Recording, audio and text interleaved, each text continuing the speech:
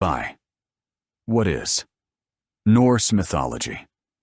Norse mythology isn't a single book of the gods, but a long memory of northern societies about how the world is arranged and how to live in it with dignity. Its core was born in an oral tradition of the late Iron Age and early Middle Ages, among people used to long winters, perilous seas, and rare yet decisive seasons of labor and voyaging. It spoke in houses around the hearth, at things where disputes were decided, at wakes and feasts where alliances were sealed. Those who told the tales did not call themselves authors. They were keepers of form, skalds, seers, elders of the kin. Names and plots varied from fjord to fjord, yet the grammar stayed recognizable. The world as a tree, the oath as the brace of order, the gift as the tie between people, fate as a fabric into which choices are woven. We know this tradition through late writings, already set down by Christian scribes of Iceland and Norway, through runestones, through sagas where the everyday sits beside the marvelous, through Latin notes by neighbors, and through archaeological voices. Ship burials, amulets, idols, offerings in bogs. The primary texts a reader reaches for are the Poetic Edda, a collection of lays, and Snorri Sturluson's Prose Edda, which explains the craft of poetry and catalogues the gods. There lies the first difficulty. A late copy is not the same as early belief.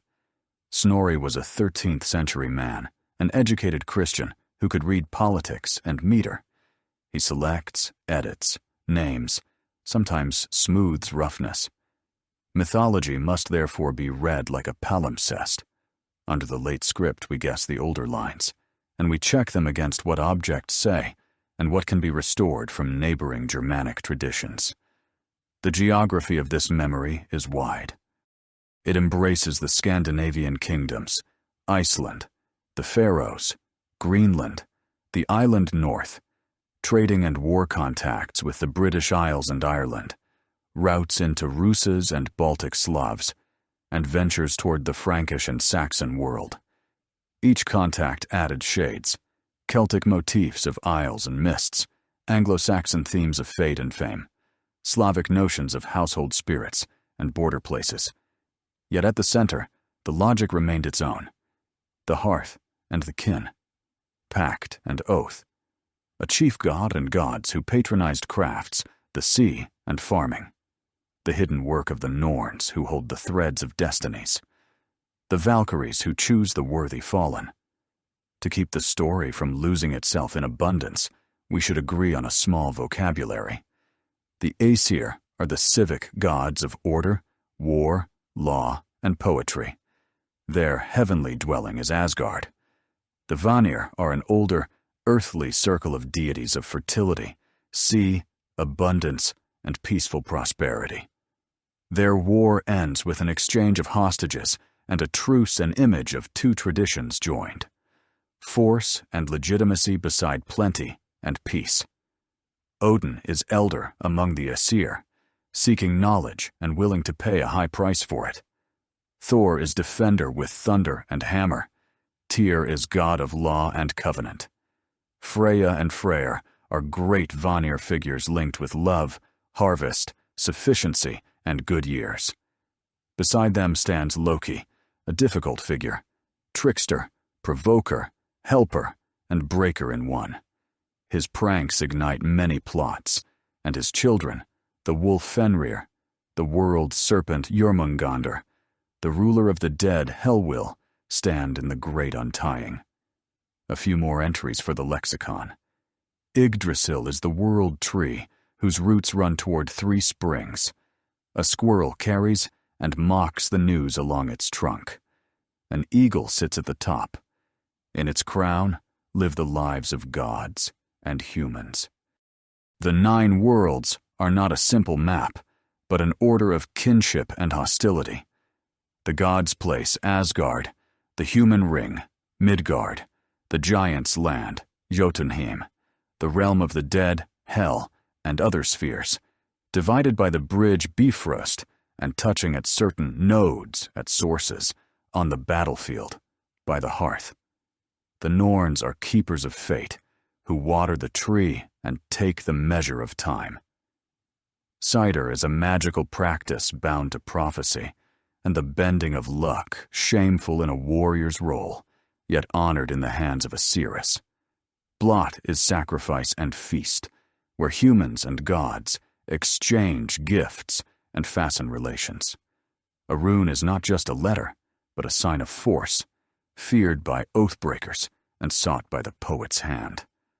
Norse myth is both a picture of the world and an instruction for living.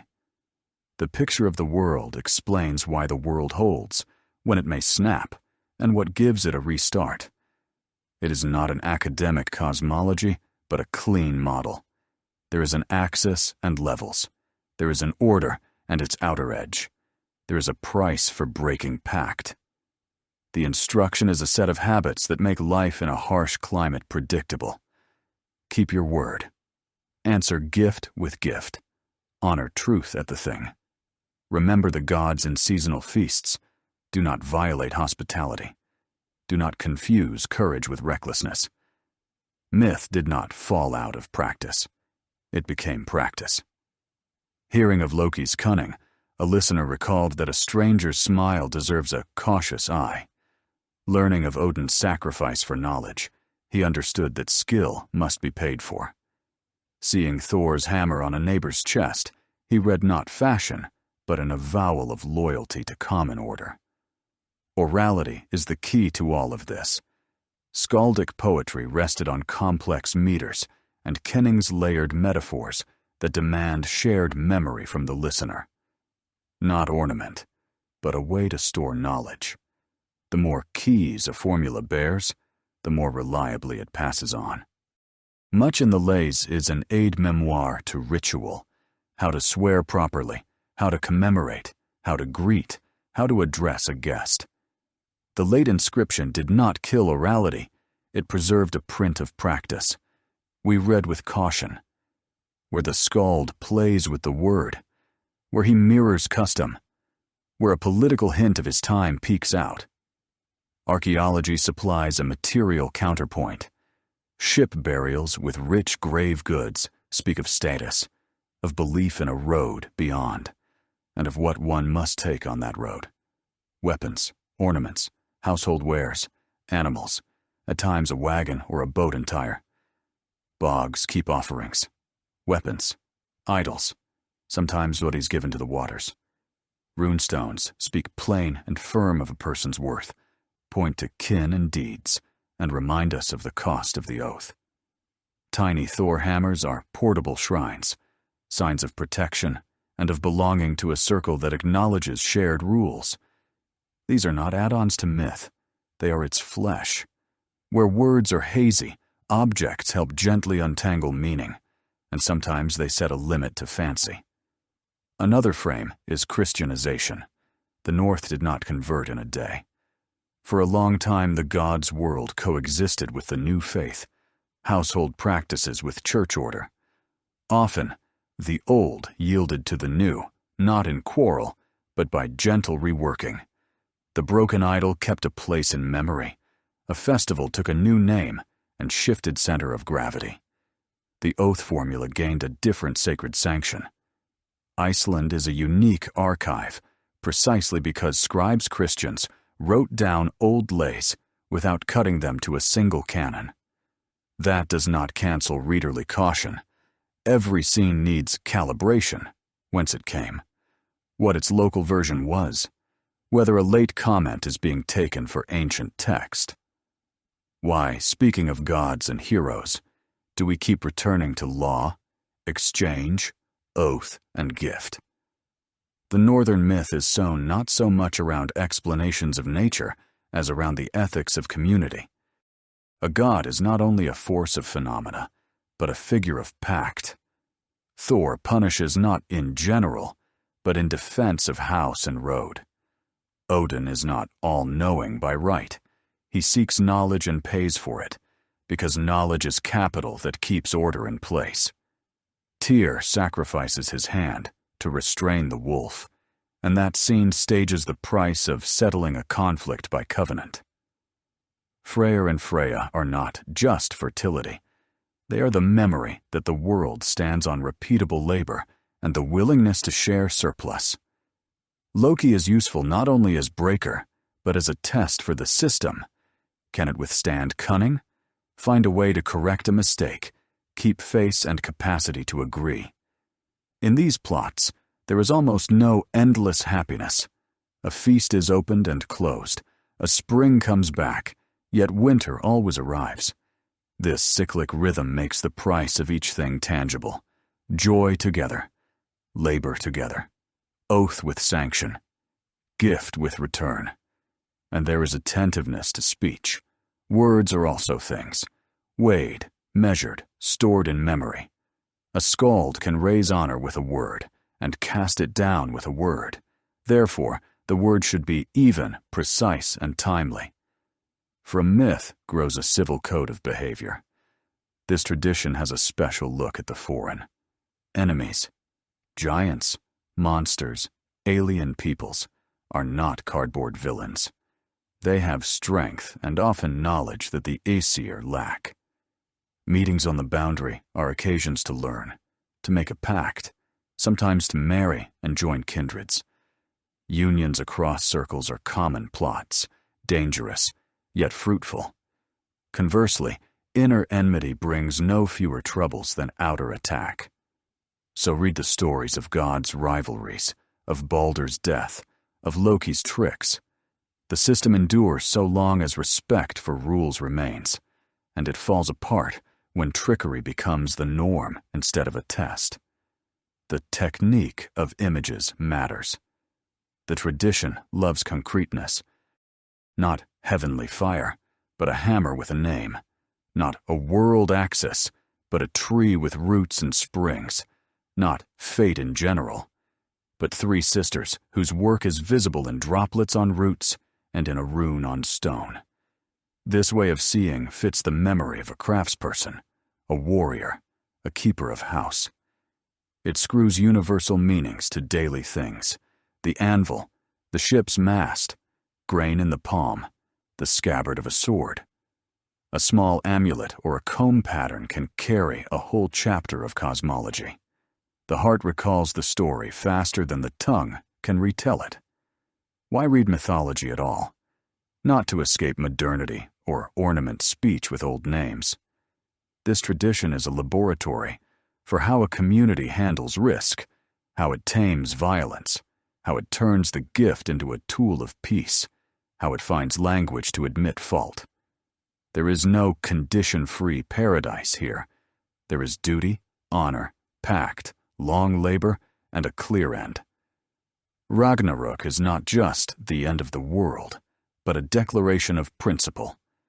Lives without oath and measure must be paid for, and the world that is reborn returns with a memory of that experience.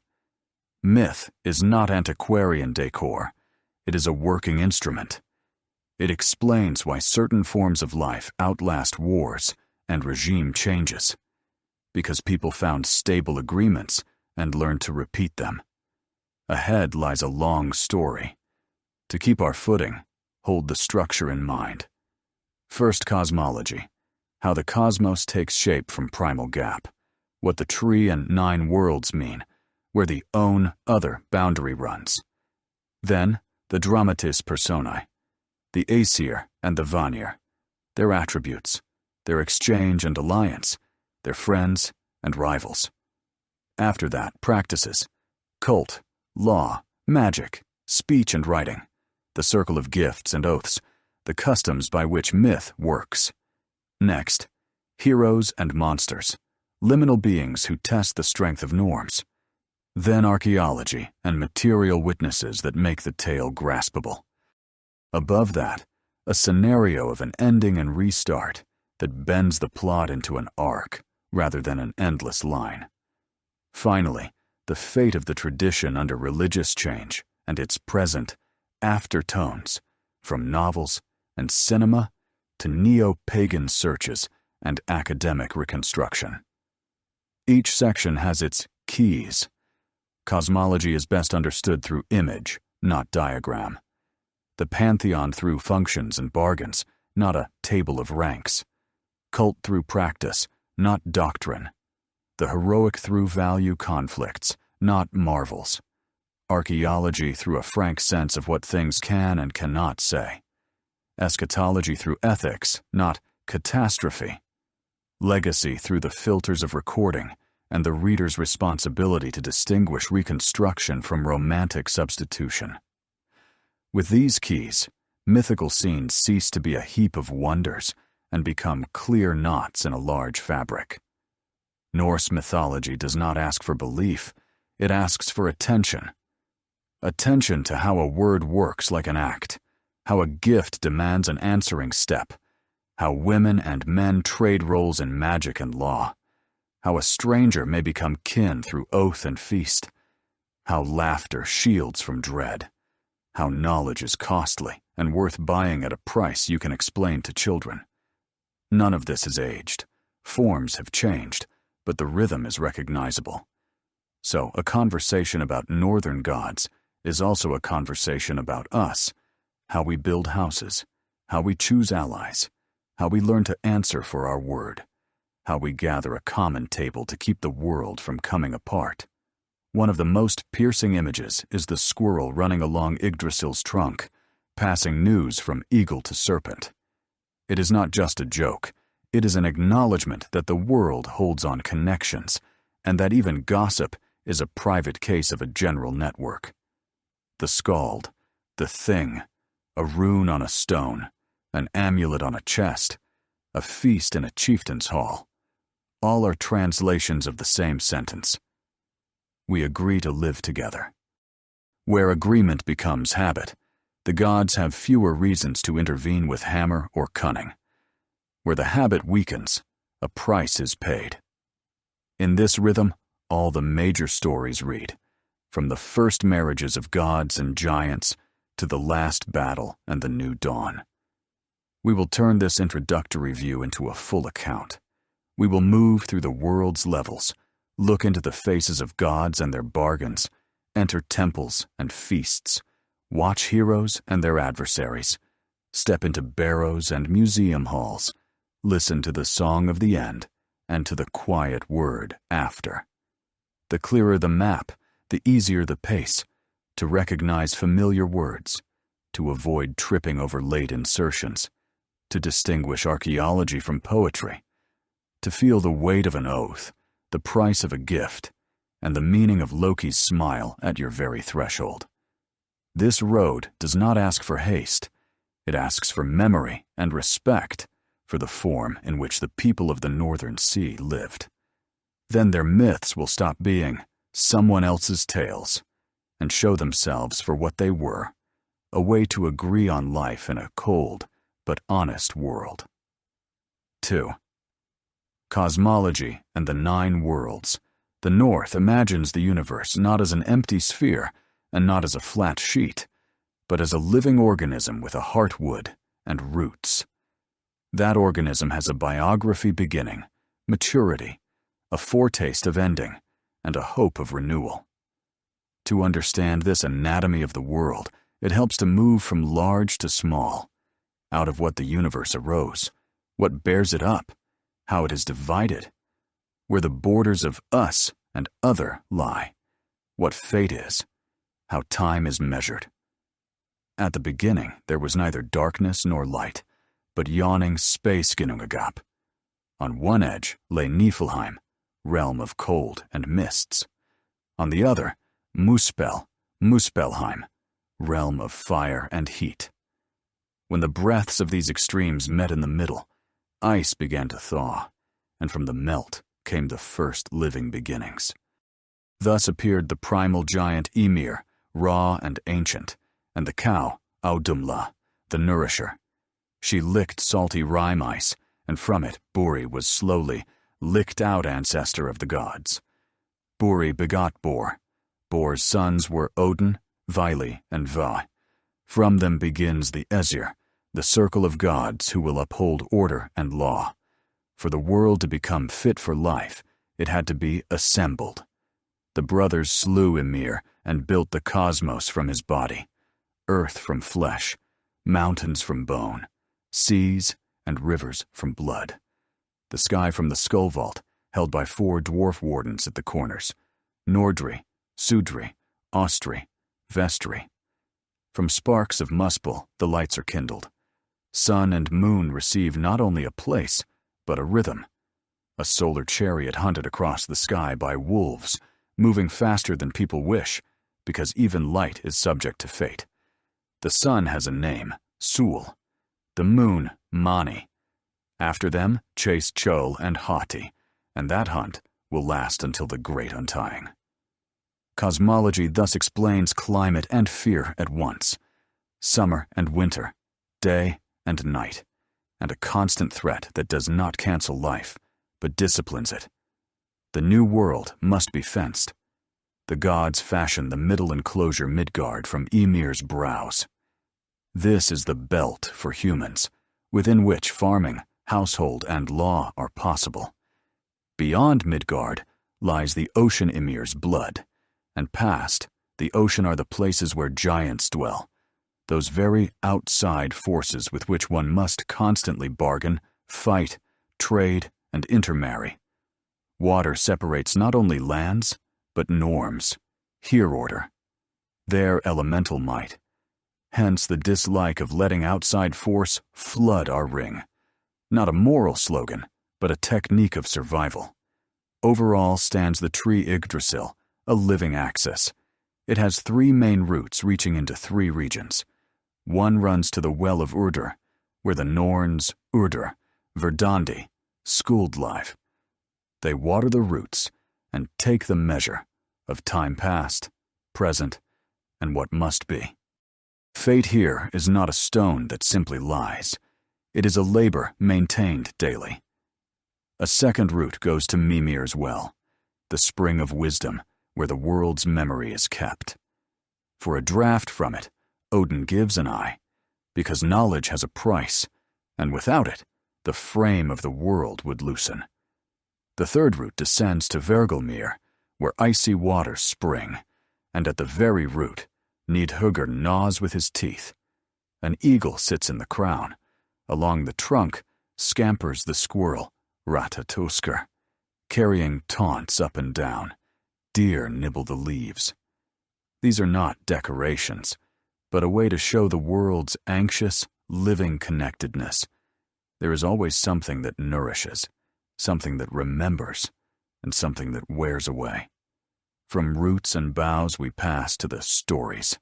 The North speaks of 9 worlds. Lists vary, but certain names recur. Asgard, the stronghold of the Aesir gods of order, war, poetry, covenant. Vanaheim, the home of the Vanir, deities of plenty and sea, neighbors and partners of the Aesir. Midgard, the human ring, fenced and habitable. Jotunheim, the land of giants, outside force. Alfheim, the realm of the light elves, often a figure for fine, bright phenomena that one cannot hold but can feel. Nidavellir, Svartalfaheimer, homeland of dwarves, master smiths and makers, keepers of many artifacts. There are cold Niflheim and blazing Muspel, poles of the primal matter that the world keeps in balance. There is Hell, the realm of the dead, not evil or good in general, but an ordered place of memory and transition. Between levels lies the bridge, Bifrost, the rainbow road gods tread, guarded by Heimdallr. He hears grass grow in the earth, and wool grow on a sheep. At the hour he will blow the horn to summon the gods to council or to the road. Tree and bridge are not mere pictures. They explain access and boundaries. Not every path is open. Not everyone has the right to go there and back. A human reaches higher spheres not on his own, but through foremoth, offering, right, well-done work. Conversely, something from the outside may enter our ring through a maiden messenger, a telling dream, a sign in the sky. Such crossings are rare and therefore precious. They gauge not only wonder, but the quality of life, If you swear and fulfill, remember the dead properly, and keep your house in order, your ring is open to good tidings and guarded against ill. Cosmology also has a household scale. In the Longhouse, fire at the hearth is like stars in one's private sky. The central post is a small Yggdrasil. The doorway is a bridge by which gods, guests, and, if foolishly admitted, dangers come. The threshold is guarded by signs. On the posts hang metal things, hammers, rings, objects whose forms echo great objects of myth. The house becomes a model of the world a great house. This reciprocity lets people live without abstractions. Tend your own tree, and you invest in the great one. Time here is not a single line, but a mesh of cycles. Day and night are set by the wolves overhead. Seasons return as promise and demand of labor. There is the slow time of fate that runs at the roots, and the quick time of decisions that scurries along the limbs. Both matter. Lev only quick, and chance plucks your house apart. Only slow, and moss takes it. The Norns do more than water roots. They weigh moments, when to speak, when to keep silence, when to give a gift, when to call one back. This counting side of fate makes myth disciplining, not fatalistic. Much is given, but accuracy of motion is in human hands. The sun and moon have a practical place, as well as a cosmic one. In the north, the sun is rare wealth. You must catch it in the field, dry on the floor, keep it in memory through winter. The moon serves sea and road. Under it, you read the coast, the turn of tides, the hour to cross. Hence, songs of the lights are not ornament, but calendar in verse. What to watch, when to expect change, why a year is not a random stack of days. Stars guide fjords and valleys. Cosmology is remembered because it is useful. Alongside the sky, the sea is held in mind. The ocean belt around Midgard is not merely a border. In legend, it is girdled by Jörmungandr, the serpent child of Loki. He is vast, holds his tail, and lies in the depths, until someone troubles the water too much. This is not just a scare, it is a warning. Some forces are better left unwoken.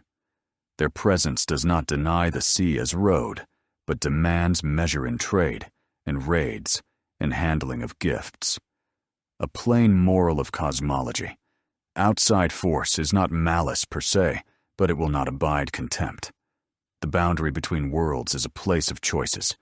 In a cave, mouth, or forest, pass a hero meets a giantess. In the mist, a stranger. By water, a Valkyrie. Such meetings often call for dear coin, not silver, but word of honor, rejection of pride, acknowledgement of debt. Cosmology here gives the language to say why large wins without the right are dangerous. Not prohibition, but technique. How to pass, how to return, how not to tear the fabric's knots. The foreign in this system is not evil, but other. Jotunheim has strength and knowledge.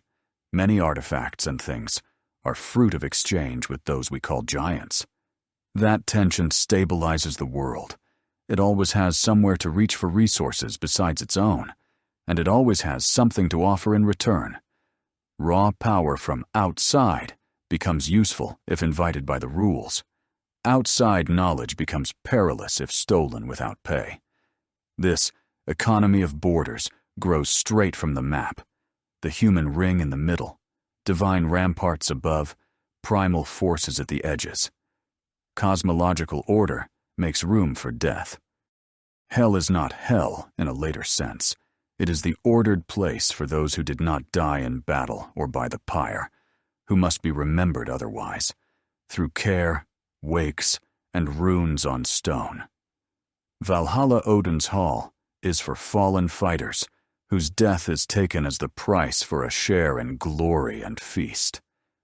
Folkvanger Freya's field receives part of the worthy. This variety of after is also a lesson.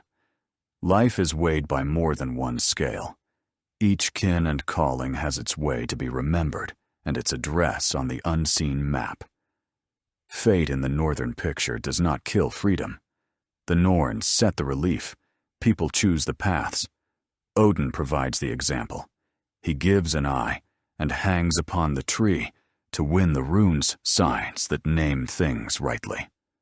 When the word is found, the thing yields. When the word is lost, even the simple becomes impossible. Cosmology is fused to the ethics of speech. The world holds on wise names and on a correct grammar of rights. Who can name rightly rules himself without trespassing on others' shares? Why is the world axis a tree, not just a pillar? Because a tree can be seen whole and in parts. Root work below. Sap up the trunk. Fruit above. Any household repeats the root. Labor in the field and along the ditch. Then threshing and division of bread. And last a feast as the sign of luck. At every step lies risk. Drought gnaws the root. A branch breaks in wind. Fruit rots if not taken in time. Hence, gods require tending and remembrance. They are not omnipotent automata, but living nodes that also need care. Bifrost, the Rainbow Bridge, teaches another point. Only stable linkages bear loads. Overweight it, and the bridge scorches and falls. Let those who cannot keep step onto it, and chaos answers below. This simple, almost engineering idea fosters a taste for measure everywhere. At the thing's deliberation, at a feast, in marriage alliances, in a warband. Cosmology as a course in reasonable use. High places do not tolerate bustle. There are small marvels easily translated into everydayness. Goats that fill the kettle without end, an object lesson about stores and a common pot. The ever-eating stag in the crown about work that never ends. The bird on the summit, the watcher, who looks higher warns below and therefore bears responsibility. The jeering squirrel risk of empty words, comic yet corrosive when news turns to malice. Such figures serve both child and adult. Child without a book, adult with a book, both with profit. Finally, the 9 worlds are a way of speaking about the plurality of life forms. The human ring is not alone. Nearby are light and dark beings, each with a craft, forging, weaving, mixing color, carrying news, guarding water and fire. Myth shows respect for craft as part of cosmic order. The smith below and the god above share one task work, without which the fabric frays. Hence, artifacts have names and character, and their appearance is tied to duty and price. Altogether, this yields a clear, applicable picture. The world has an axis and levels. Along the axis lie sources of memory, fate, and strength. Between levels are regulated crossings. Along borders, partners and threats. Roads do not run everywhere, but where they are kept. Bridges are not forever, but as long as there are hands to mend them day by day. The gods are not guarantors of miracles, but elders in a great house where each knows his craft. Humans are not an accident, but those who hold the middle ring and answer to draw sap up from the roots and to keep disaster from falling from the boughs. Such a world is hard to destroy at a stroke. If one part suffers, another can catch the weight. But it is easy to lose slowly if small duties, lapse, forgetting names, neglecting bridges, losing measure, delaying gifts, ignoring signs. Cosmology reminds gently, through stories where a broken knot splits far from the place it was cut. Conversely, a word spoken in time or a rite, rightly performed, mends a rip where no one expected rescue. Later, when we meet the tale of the end. Ragnarök, it will not arrive as a plot of suddenly. In the architecture described, the danger's gates are plain. From the sky, where wolves catch the chariots, from the depths, where Nidugr gnaws at the root, from bridges overloaded by flight, from borders where people stop paying for covenant. The chance is hidden there as well. Roots watered, memory kept, names of things unforgotten. Then the world can sprout anew. Thus, the talk of the 9 worlds is not merely an inventory of wonders, but a primer in resilience, how to arrange a house to withstand a long winter and an unexpected storm. In this introductory cosmic picture, no detail is wasted. Every animal figure, every spring and implement is a good place to store what makes life bearable and worthy. The world tree teaches care, the bridge teaches caution, the wells teach respect for time and knowledge, the lights teach discipline of labor, the ocean belt teaches measure and force, borders teach the art of bargains. Keep these relations in mind, and there is little reason to quarrel over where exactly myth's stone posts stand. It works in the daily count and in larger decisions, in words at the thing and in silence by the hearth. 3. Gods and alliances, the Aesir and the Vanir. To grasp the character of the northern pantheon, it helps not to imagine a table of ranks, but a gathering of houses bound by marriages, covenants, and shared work.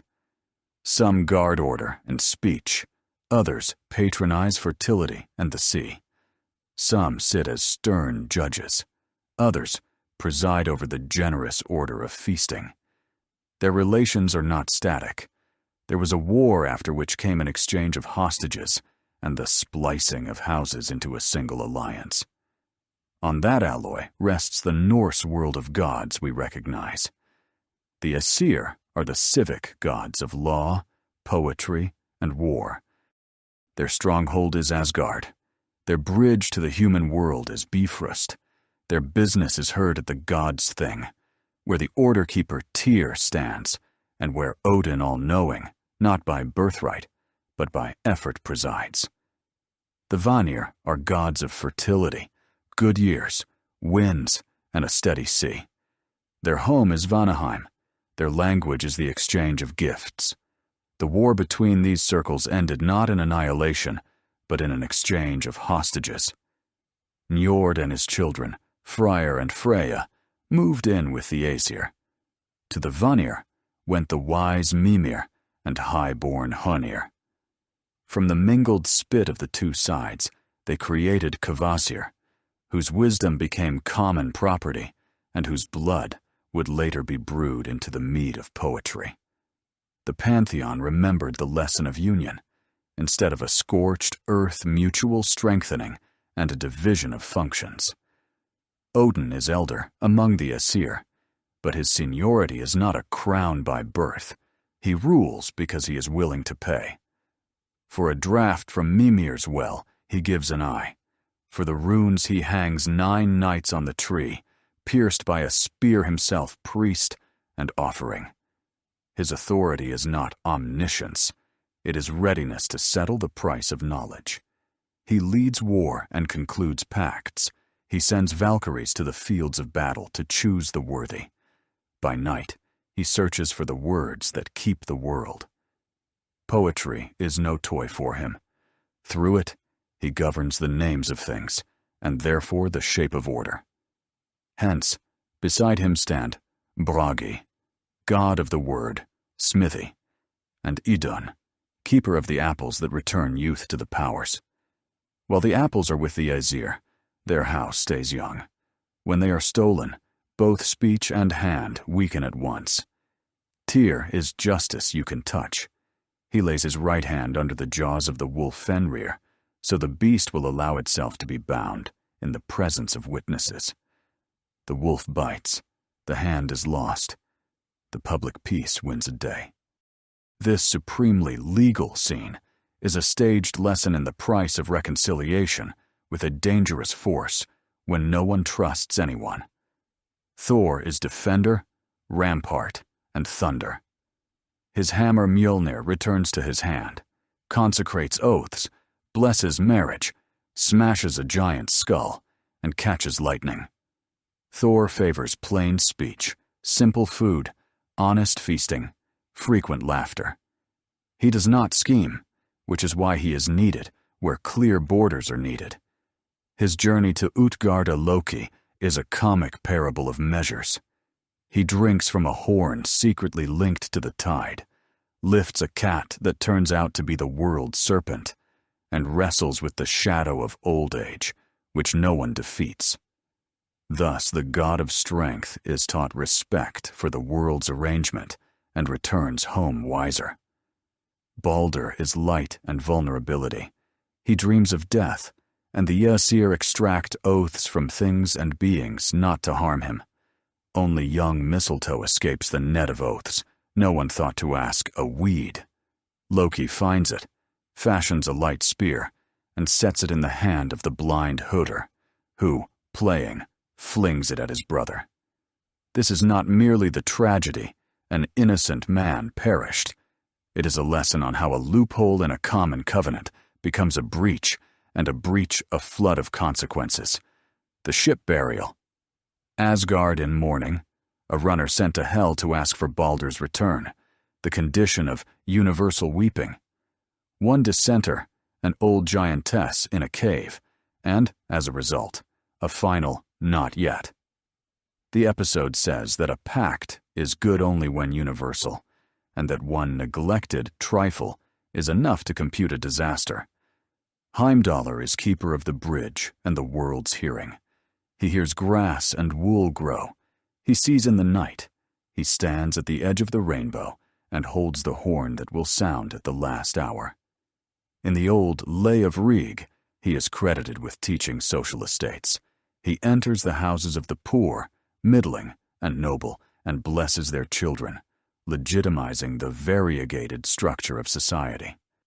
This is not a biology of order, but an acknowledgement that different roles require different skills, and that all are parts of one house. Now, the house of the Vanir. Njord, tamer of winds and keeper of shore, loves boats and an even swell. He personifies peaceful wealth that comes by craft and luck, not by the sword. His son Freyr is good year, harvest, peace, goodwill to humans. He is granted Alfheimr, the elven realm, as a tooth gift, the way one gives a child recognition and hope. His ship Skidbladnir folds into a pocket and opens when the whole house must sail, almost a universal promissory note of well-being you can carry with you.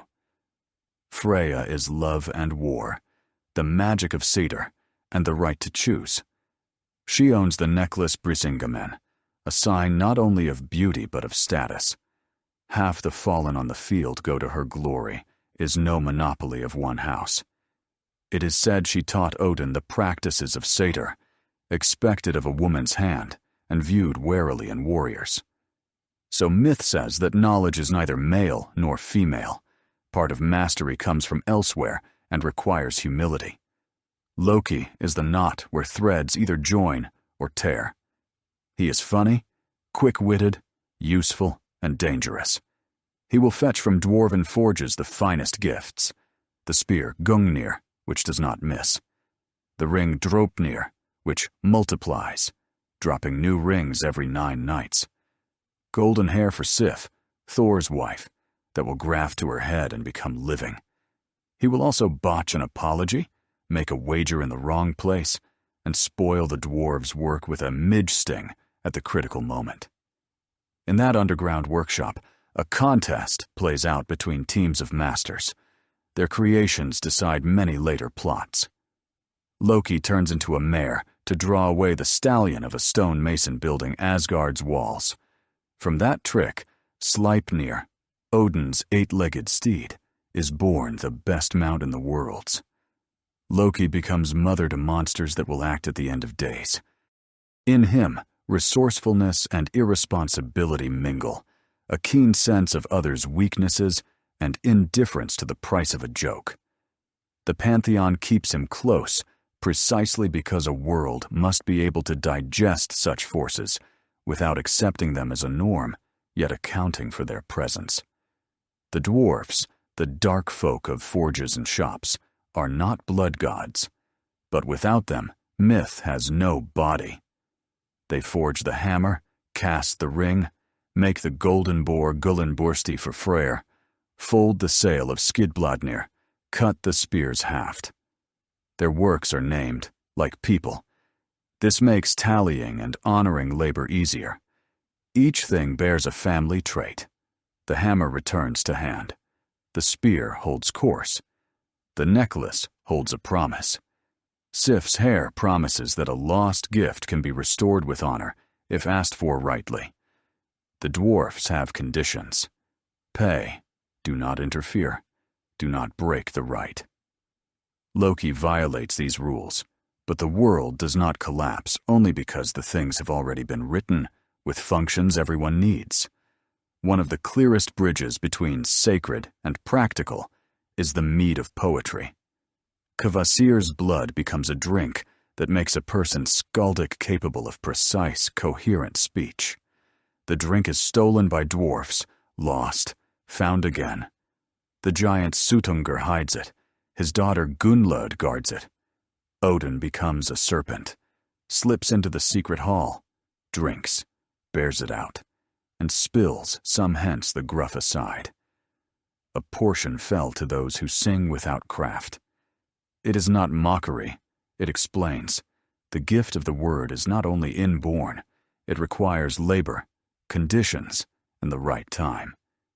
Poetry becomes public business, not just a godly boon. We cannot pass over the geography of marriages and alliances. The wedding of Njord and Skadi, daughter of a giant, is a case of a marriage pact as political compromise. Skadi loves mountains and skiing hunts. Njord loves the sea and the cries of gulls. They try to live by turns. 9 nights in the house by the sea, 9 in a fjell valley. Neither is happy. The union dissolves quietly, without hate, and myth shows. Different ways can be accepted and respected, but not always fused. The political lesson is clear. A union has a limit better recognized early than broken over the knee. Another example is Freyr's marriage to Gerdur, a giantess. He gives up his sword for this love. When the last battle comes, he will lack that weapon. The price of beauty and a peaceful bond is paid in advance. The myth does not hide the italic in the margin. Choices are paid for elsewhere. The pantheon is also a household. Sif has golden hair and a grain field. Frigg has the spindle of fate and knowledge of people's affairs. Skadi has hunting and snow. Njord has ships and Bel. Every tool and craft lies under someone's care, which is why a craftsperson easily learns the pantheon's tongue. A hammer is not only a blow, but a consecration. A ring not only adornment, but an agreement about sufficiency. A sail not only cloth, but a right to the road. A horn not only a vessel, but a voice that someday must sound for a greater task. Relations with giants are not brawls without rules. Many artifacts have outside roots. Much knowledge comes from there. In exchange, the Aesir provide order, form, and oath. Tales of journeys to Utgard and visits from Jotunheim are lessons in polite exchange. If you come, honor the house. If you host, honor the guest. Violating these simple things turns a guesting scene into a battlefield. Nearly every funny story about Loki driving the table to tears ends with the same declaration. A word can ruin a feast faster than a sword, for a feast is an oath in a softened form. Death in the pantheon is distributed among addresses, and the gods do not hide it. There is Odin's hall, where Einarjar fallen warriors train and drink from an ever-full kettle, awaiting the hour. There is Freya's domain, where a share of the worthy go. There is Hel, where the memory of those who died otherwise is kept, and whose names must be honored in runes, care, and feast. The gods need not only glory, but an order of remembrance. Then Baldur's funeral is easily understood as a rite of supreme weight. the ship that will not move until a weight of equal force steps aboard, the fire that bears the body, the ring laid upon the pyre and later returned as a sign of continuity, wife Nanna falling from grief. In this quiet, our general conclusion hardens. No power stands above the right that joins the living and the gone. Ragnarök is always audible on the horizon, but the gods' daily work is to hold a day till evening, a season till harvest, a pact till its debt comes due. That is why Heimdallr at his post and Bragi in his workshop of words are so important. Idun with her basket, Tyr at the oath post, Freya with the necklace as a visible obligation, Njord with the roaring sea in hand, Thor with the hammer that blesses house and bridge. The pantheon does not portray superhumans. It builds ideal roles to reach toward. If a household can distribute duties after that pattern, it lives through another winter and beyond. The alliance of Aesir and Vanir stays the source of resilience. In it, they value both cunning of word and honesty of measure, both strength of hand and the field's generosity. Drop any one of these, and balance fails. If Idun's apples vanish, speech ages, and the hand weakens. If the hammer is lost, borders soften and bridges drift. If the seas and wine's masters turn away, ships ground and cargoes dwindle. The myth does not frighten. It explains, hold together. In that sense, the exchange of hostages between houses is not just an episode, but a general technique of peace. Recognize the neighbor's value. Bring his best gift into your house. Give back what you do best, and then guard the new order as your own. The pantheon is honest about small vulnerabilities. Sif loses her hair and has it restored in better form, a lesson that loss can be repaired by craft and fair compensation. Thor does not always grasp someone else's measure. In the land of giants, they show him how another essence hides behind appearances. Odin lies and schemes, but as a governor in a world of opposed primal force and order, where inflexibility would break everything, Tyr remains one-handed, yet his lack becomes the banner of law. He lost a hand for everyone. Behind each scene, a practical use is easy to see. In the house, who keeps the key to the store, at the thing, who guards weights and measures, on campaign, who best hears the wind shift and will not hesitate to say it's time to leave. In town, who sews the sail, who casts rings, who keeps the ledger of debts and gifts, so none are confused. The pantheon is not merely legend, but a checklist of obligations. That keeps it from being boring. The listener recognizes his work and measure refracted through great names. And at last, Loki. He is often read as chief villain, but in most scenes, he does not ruin the world alone. He stress tests it. So long as the house knows how to untie knots, pay its dues, laugh, and set a limit to a joke, Loki is useful. When the house is offended and weak, his improv becomes dangerous. The pantheon finds him a seat at the table for a long time, until one day they call things by their names and bind him in a cave until the hour when old accounts are presented to all at once. That, too, is a lesson. Sometimes you end a partnership not from hate, but because the limit of trust has been reached.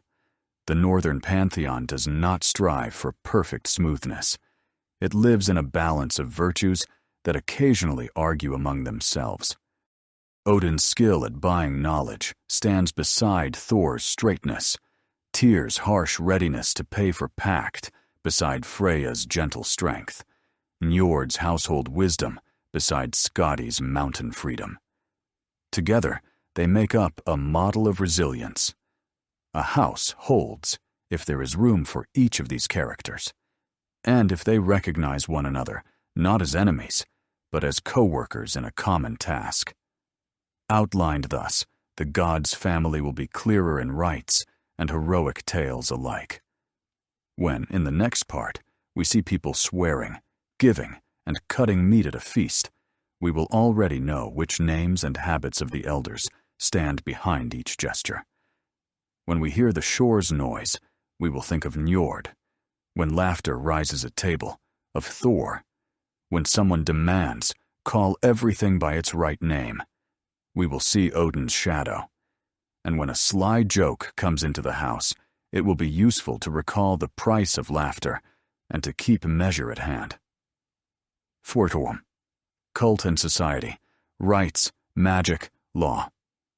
Myth does not live without a place. It feeds on house and yard, feast and market, the shore with its boats, the field where ears are counted, and the square where disputes are settled. Norse cult is best understood not as a religion of books, but as a web of habits that link people and gods through season, gift, and word. At the center stands not a palace temple, but a place where the year returns to its start, where an oath hardens, where a common meal turns neighbors into allies. Close by is magic as a craft for handling luck and knowledge. Close again is law as the language of a world where a word is worth more than iron. These are not parallel lines, but a braid. Rites started with what the hand can touch: food, drink, fire, and blood. Blot, the sacrificial feast, tied a settlement to the powers it honored. Sacrifice here is not only a gift to the gods, it is also a return gift to humans. Meat is divided, the cup goes around, a word is spoken aloud. Participants know whom the toasts are for: to Odin for victory and wisdom, to Thor for protection, to Freyr for a good year and harvest, to Njord for even seas, to Freya for love and luck. Animals were chosen by occasion: a pig for autumn and fertility, a bull for winter, a horse for the opening of war. Blood was caught and sprinkled on pillars and sacred objects, sometimes on the walls. Not a gesture of cruelty, but of inclusion. Blood is the sign of life being shared so the year will not run dry. Sites varied. Some had a hof, a hall for feasts, others a sacred grove at the edge, elsewhere a fenced platform by water. You recognized a place by its signs: wooden images, rune stones, hanging rings on which you set your palm to swear. In larger centers, sacrificial complexes could neighbor the market and the landing. Spiritual, economic, and judicial life converged there. The annual cycle mattered. Yule is the winter turn when darkness is expected to yield, when special ale is brewed in advance, when the house is dressed, and warmth shared more generously. Spring rites asked luck for field and herd, summer rites for sea and road. There were also quiet household offerings, without a great feast, small gifts to house spirits and landwights. Private rites ran on their own lines. Alpha Blot, the offering to the light beings, was held on the threshold without outsiders. A guest on such a day was out of place, for this was a family conversation with unseen neighbors. Disablo honored the women spirits of the kin, the Deezer who watch over house, fertility, and fate. Such rites rarely looked grand. They looked practical, like housework. Set a bowl, say a word, light a flame. The same logic stood behind them. Keep a warm link between the seen and unseen, so that strength flows without hindrance. The oath is the bridge between cult and law. One did not swear into empty air, but upon something all present recognized: a ring lying on the chieftain's table, Thor's hammer, a weapon, a temple ring. Placing a hand on cold metal meant swearing not to one man, but to the order that stands behind him. If the oath is false, the metal remembers, and court will remember it too. No coincidence, then, that weighty agreements were sealed with the hammer's blessing, a strike through the air to close the deal, one for the whole house. Thus, an oath gained flesh. The feast is not merely food and songs, it distributes honor. Before it begins, elders walk the benches, name people, and announce the order of toasts and portions. The cut someone receives reveals how he is regarded. Offenses in this distribution turn a feast into strife. Corrected, they mend a crack. The feast sets the tone of address. Few words mark dignity. Long speech belongs to the skald. Coarseness is cause for the host to step in. Public praise and public reproof are weightier than private ones, because they are like runes on stone visible to all. Magical practices fell into loud and quiet. Galder-sung incantation is loud. Words lengthen and flow, repeating in a rhythm like wind, wave, or marching feet. Galder stiffens courage, eases fear, sets endurance for the road. Cider is quiet, fine work on chance and fate, whom to send, whom to keep, whose luck to turn gently, whose intent to stop. Cider demands concentration, time, and a special posture. The vulva sits on a high seat, leads the chant. Assistants answer in undersong, offerings are made. Cider was considered strong and useful, yet it cast a shade of suspicion on men. Too womanly, too risky in its crossing of roles. Not a ban, but a reminder that every craft has borders that keep it in order. The vulva held a special place. She was invited, given the best seat, clothed and gifted, asked to look ahead. She spoke neither as judge nor as war chief, but as one who can hear the Norns' fine work. Her words did not decide a case. They helped people see where to tread lightly, where waiting is cheaper, where bravado is dangerous. In this sense, magic is a near sister of household prudence. Better an evening of counsel than a year of repair. There were dark ways with words as well. Needy public shaming and cursing. Set a person at the edge of the community, a pole with a mocking inscription and a beast's head on top, raised on a hill in sight of the farmsteads. Not mere malice, but almost a judicial act and a dangerous one.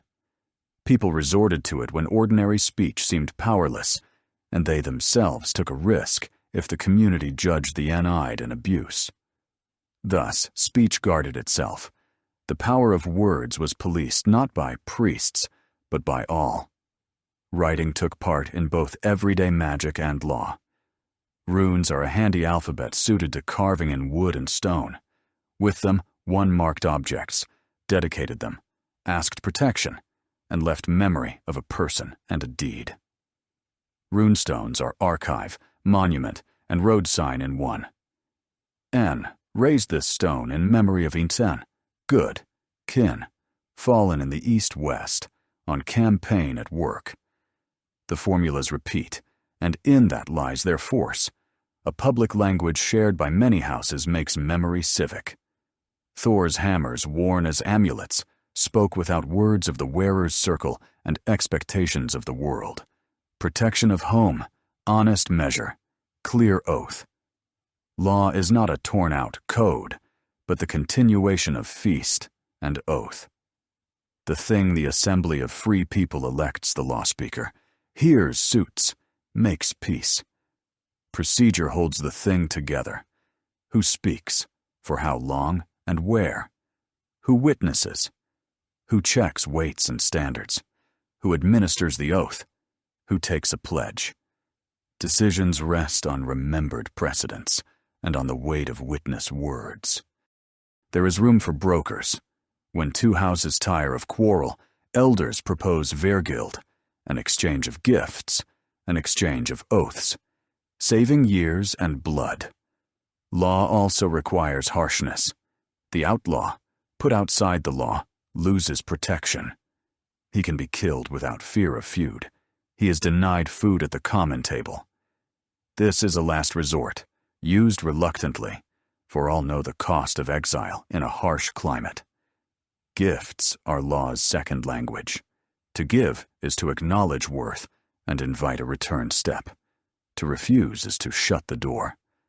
Exchange of gifts and hospitality create a web of debt. But here, debt is not humiliation. It is glue. Gifts measure memory. Some keep a given word for years. Some forget. This account is kept almost publicly at feasts, before witnesses, on stones with runes. Too generous is blamed like too stingy. In both cases, measure is broken. Guest right was strict. To the newcomer, water, towel, bread, a seat by the fire, food, and a word. The host has the right to ask who, whence, and where to, but not at once, only after the guest is warmed and fed. The guest must stand honest, not pry with eyes, not raise his voice, not touch others' things, not test patience. Breaking those rules offends and endangers. It insults the house as part of the world. Hence the simple technique. The roadman lives so that no one can say he carries the warmth away. Funerary rites born for the world do what the oath and the feast do for the house. To mark death is to sustain order. Whom and how to remember. What to send along. How to mark the place. What the soul's address is. Cremation and inhumation coexisted. Ships and boats served as carriers in literal and figurative senses. Objects went as the crew. Weapons, jewelry, vessels, tools, sometimes animals. Higher status, richer set. But not wealth alone decides. The kin symbol and the person's work matter. The pyre sends a column of smoke to gods and neighbors. Mound and stone speak to those who will come after. Memory places stand by roads so that everyone who passes will see a sentence able to outlive a century. Earthly power was rarely separated from cult. In many lands there was no priest in our sense. There was a senior Godi or the like, who kept the house, oversaw feasts, gathered people, spoke the words, and settled quarrels. The role demanded talent for form.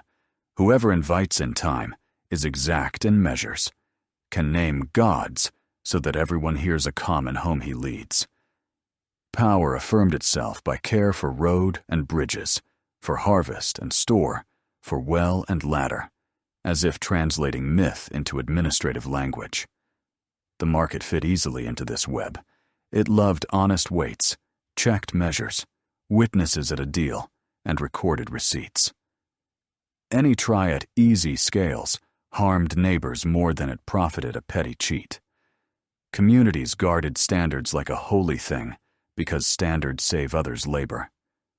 Craftsmen valued adornment, a pattern on a comb, carving on a hilt, metal on a strap, and the alliance with the unseen an amulet on the chest, symbols on the posts. Not a religion of objects, but a way of speaking to heaven in the language of daily routine. Estates were not impenetrable walls, but scales of responsibility. The Jarl is senior in land and war. The Bondi is a freeholder, whose home and land stand on his word. The thrall is dependent, yet still has a place in the network, pay, and the house's protection if he lives by the rules. The social fabric is subtler than slogans. A dependent may be a master craftsman revered by all. A free man may be poor and count the common feast his greatest wealth. Court would survey all by one measure: how the word held, how the hand behaved toward neighbors, how measure was kept. Slavery was neither hidden nor romanticized. It existed, but within a frame: rules for treatment, redemption, manumission, inheritance. In houses that remembered measure, dependents could live no worse than poor free men, because status was less decisive than the house's practical virtue. Not idealization, but a note on what kept communities from falling into manhunting. Excessive cruelty pushes neighbors to unite faster than firm yet comprehensible practice. Women's roles were not decoration, but beams that carry load. A house literally rested on the mistress. She kept the keys, tallied stores, ran textiles, could manage business while the husband was away. She took part in sacrificial feasts not as a guest, but as a plenipotentiary of the house. Her voice could tip the scales in matters of remembrance and compromise. Her hands shaped the weekday, which is half the world. In magic, especially in satyr, her role was natural, and when men tried to appropriate her craft, the community often reminded them of proprieties. The ship in the north was not just transport, but an image of law. Different people on one deck must keep one rhythm and pull one rope at the right moment. Any sharpness ruins the run. This simple sea truth carried ashore. The thing demands that all who must come, come. The feast, that all who were invited sit. A peace, that all who agreed perform what was agreed. If one is allowed to be late always, another to sail off, a third to jump the line, the ship hits reefs. Society could not bear private exceptions. A violator makes extra waves for all. There were grimmer rites about which people spoke unwillingly. In rare and extreme times, a community might reach for bloody decisions, humans given to water or earth to close a disaster. Later writers love to darken this. It is important to separate legend from extreme. For everyday life, measure worked. Gift for gift, food for food, labor for labor. If a community kept that rhythm, it seldom had to go to the edge. The change to the new faith came slowly. Old rites lived beside new forms of prayer and feast. Where a cross and a hammer hung on the same chest, people usually won by the habits of honest measure, and oath already shared by all. They simply shifted into a new language. Court and thing absorbed new words without breaking form. The feast changed toasts, but not the order of portions. The rune yielded to the pen, but stones kept standing as signs of memory. Thus, communities took hold of congregation and kept the everyday. Gather cult, magic, and law, and a single big lesson emerges. Any society lives by repetitions. The sacrificial feast, with its observed order. The oath in which each knows what he lays his hand upon. The thing where all are heard in due form. The magical council, where a miracle is not demanded, but measure is asked for. These repetitions are cheaper than war and more reliable than luck. They require labor brewing, cleaning, inviting, counting, recording, listening, but this labor saves years. That is why northern rites are entwined with daily life. Without a kitchen, there is no piety. Without posts and standards, there is no law. Without sight and hearing, there is no magic. Seen in this light, a plain chain appears. In a house that honors the feast, oaths are easier to swear.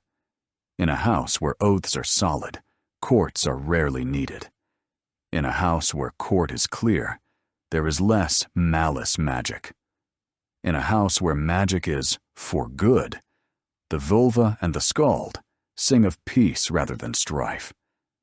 None of this is romance, it is survival technique. The North, with long roads and changeable seas, forced people to arrange speech and gesture, or else a year would not repeat. When we turn to heroes and monsters, it will be clearer why certain scenes recur. The testing by oath, the need to divide meat correctly, the danger of bragging and empty laughter, the price of a simple but exact procedure. The heroic layer is not a break from life, but its concentrate there the strength of ties we saw at the table, the altar, and the oath post is tested. That is why tales of gods and humans stitch easily to archaeology. There a vessel and a knife, there a ring and a hammer, there a rune and a stone, there a door and a post. Everything our hands touch turns out to be a bearer of covenant. Heroes, monsters, and liminal beings. The North tells its truth not only through gods and rites, but through those who walk to the boundary, where order thins and outside force begins. A hero goes there not for glory in general, but because at the boundary one sees what a house, an oath, a feast, and the law are worth. A monster, in this logic, is not just a scary mask. It is a concentrative threat in which a community's fears are legible. Greed without measure, force without covenant, knowledge without responsibility, laughter without a limit. Between hero and monster lives a wide class of the liminal neighbors, who are neither enemies nor friends, with whom one must live in accord. Land wights, avengers, the restless dead, shapeshifters. On this front line, myth tests the rules we have already traced. Begin with the Valkyries and the Einherjar, figures that connect the battlefield and the future feast. Valkyries are not simple female shadows of war, but messengers whose power is choice. They know the measure of courage, see who held an oath, and invite the worthy to Valhalla, Odin's hall, where the fallen become Einherjar. Their day is training, and evening a feast, until the hour when that course is needed again. In daily life, this explains a paradox strange to modern ears. Death in battle is not a gamble on immortality, but a way to pay for a share in strength and to recognize order. The North, however, keeps alternatives. A portion of the worthy go to Folkvanger. Freya's field glory is not a monopoly of one house, but a good distributed among allies. Beside Valkyries stand the shield maidens of saga fame, women said to have taken arms and entered a warband. Texts debate their historicity, but myth makes their role plain. They make visible what was already true in household structure: women's authority over memory, keys, gift, a voice at the feast, and often magic. A shield in a woman's hand is no sensation, but recognition. A house stands not only on iron, but also on those who portion bread, cloth, and word. Loki's children offer the starkest primer on the price of covenant. The wolf Fenrir grows up before the gods' eyes.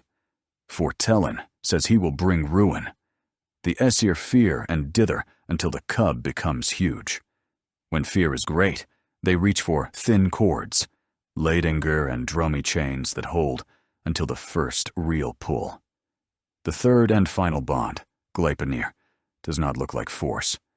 Soft as silk, yet spun from impossibles, the sound of a cat's footfall, a woman's beard, roots of mountains, a bear's sinew, a fish's breath, a bird's spittle.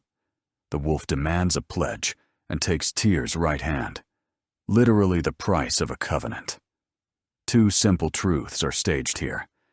Real remedies rarely look like brute force, and any good knot requires shared responsibility. Someone will lay a hand on the ring, someone else under the fang. The wolf is bound, not killed. At the last hour he returns. Luck cannot be cancelled forever, only deferred. The world serpent Jormungandr lies in the ocean, encircling the world and holding his tail. He is Thor's rival, and their meetings model honest opposition. Thor raises a horn that secretly draws from the sea and watches the level fall. He hooks the serpent, and the boat with its fishermen teeters on a knife edge. True strength is not in a first swing kill, but in holding balance. The serpent is needed until his time, for he keeps the world's rim. In the final fight, measure will fail, and both will fall. Thor slays the serpent, takes 9 steps, and collapses as the venom catches him at the instant of victory. Even a righteous act is not free if begun too late. The third child, Hel, is memory of those who depart, unheroically. She rules a country of quiet deaths, of age, of sickness, of the sea.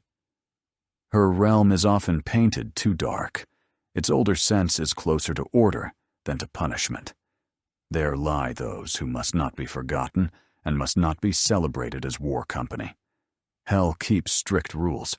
She can hear a worthy plea as in the attempt to ransom Balder, but accepts only what can be spoken without falsehood. A universal weeping, a true debt, a sober price for a mistake. The figure reminds us to name ordinary deaths and let them go without losing respect. A special genre is dragons and hordes. Fafnir, the treasure guard, is no stray lizard, but a former man spoiled by gold. The horde is not wealth, but a cursed mass around which a kin falls apart. The tale of Sigurd, Sigurdur, who by Regan's counsel digs a pit beneath the trail and thrusts his sword upward into the soft belly, is not only about bravery. It is craft, calculation, and the truth that victory's price lies less in the blow than in hours of preparation. The smith forges the blade, the pit is dug, the place is chosen by knowledge of the beast's habit. When dragon blood touches the hero's tongue, he understands the speech of birds, which warn that Regan will betray him for the gold. Sigurd forestalls the blow, kills his tutor, and becomes captive to the ring, Horde himself. And Varanaut, the ring, holds a curse. Passing from hand to hand, it brings death, rips alliances, and sours houses. The theme is greed without measure. Hordes are safe only while the rule of gift and countergift works around them. Without that, gold becomes a kernel of decay. The Volsung and Nibelung cycles unfold this lesson at epic length. Sigurd awakens a Valkyrie beyond a wall of fire, Brynhildr, or Sigurdrifa, whom Odin laid to sleep as penalty for a wrong choice in battle. She teaches him ale runes, battle runes, help runes, concrete methods for living among gods and men.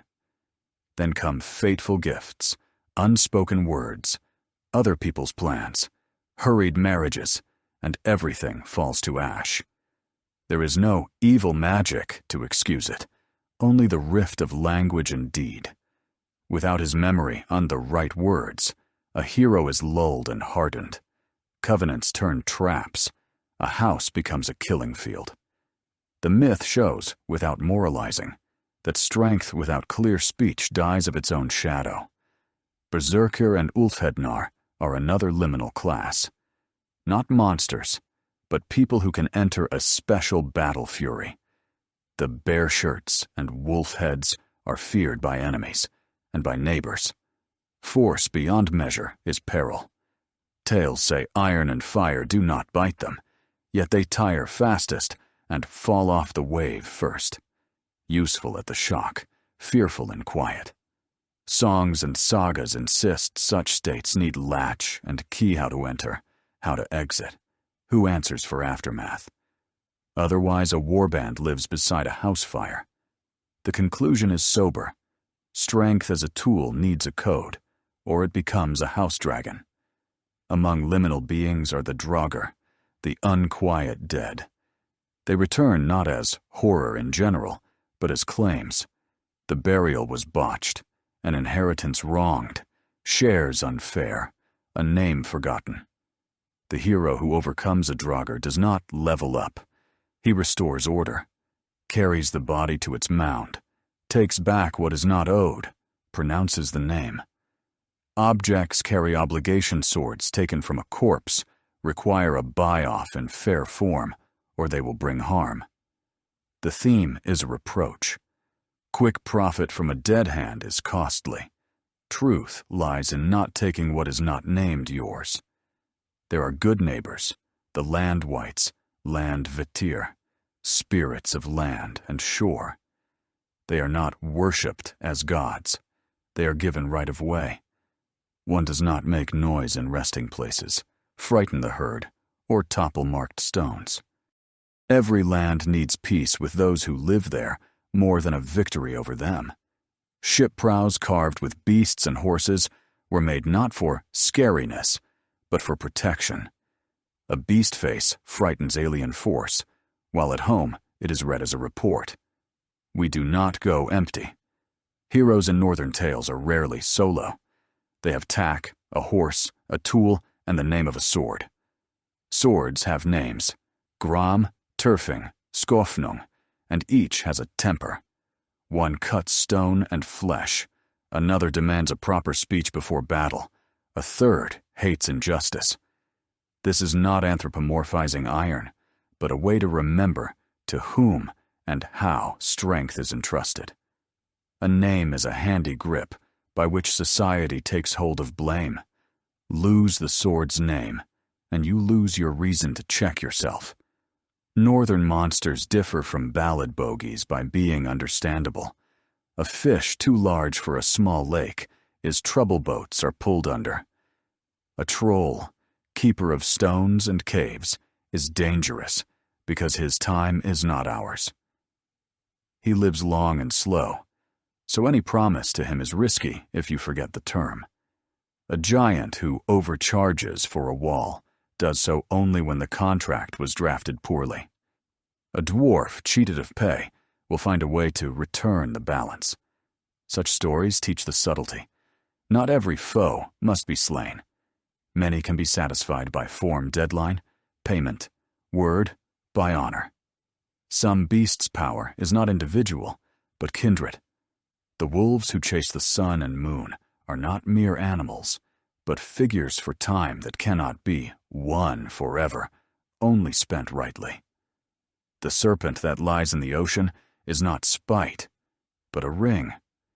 Deer nibbling Yggdrasil's crown are not wrongdoing, but where to be accounted for. Every system has a natural consumption that no decree can cancel. Heroes win by listening. Sigurd hears birds' speech. On the other shore, in the cognate Anglo-Saxon epic, Beowulf understands that he must face Grendel barehanded, equal to equal. Northern courage is not kamikaze, but flexible wit. Alongside it stands fidelity to one's word. Spring, if promised, means spring. A share is not shaved larger. If it is, the stone will repeat the name. Heroic scenes then read familiar at domestic scale. Every householder sees how mythic signals translate into household speech. Women's heroism keeps its own track. Brynhildr is not a mere sleeping beauty. She is a judge on the field and a keeper of knowledge. Gudrun is not the hero's wife, but guardian of kin memory, whose speech outweighs swords. Signy in the Saga of the Volsungs brews a drink of forgetting a frightening tool that leads away from duty and shows how a house's language breaks when people trade memory for peace. The moral is not dour. Peace cannot be bought with oblivion. It rests on honest remembrance. Memory's strength is a woman's hand, to which the outcome often belongs. The human-animal boundary is not a taboo, but a field of play. A hide is clothing, ward, and a right to a role. A bear's hide fury and weight, a wolf's cunning and night sight. Elk antlers on a helm hearing and dignity. Not masquerade, but a language by which a house tells a fighter what is expected, and by which the fighter tells himself whom to be in the line. One may not wear another's hide with impunity. Each role has an owner. This discipline of images guards against chaos and keeps the band from all against all. Skalds are liminal too. They fight with words, recall the right names, and provide the keystone in quarrels where iron is powerless. They are dangerous, for their joke cuts skin, but they are useful when peace hangs in the balance. A tongue too sharp is like a thoughtless blade. It must have a sheath, a place, and a cause. In heroic plots, a skald often repairs a straightforward warrior's mistake when strength deafened him to nuance. But sometimes the reverse occurs. A word ruins a feast. Then shame is a poor doctor. Heroes' deaths are rarely final in sense. They return a house to rules. Blood feud is dangerous, but not endless. It ends by vergild, marriage, oath carried to the thing. Not a platitude, but recognition that any long feud burns years of labor. The hero who knows the price of settlement is no weakling. He holds the house in spring flood, when bridges are strained already. Why does the North insist on binding together heroes, monsters, and the in-between? Because without them, the world would be a description, not a practice. A hero is the form in which a house manages risk, going where ordinary means are few, bringing back not only spoils, but also the right words for living with what was seen. A monster is a mask that lets one speak truthfully about fear, greed, the unknown, pride, outside force without covenant. The liminal teaches that coexistence with the unseen is not believe everything, but the art of measure, where to give a sign, where to keep silent, where to retreat, where to invite.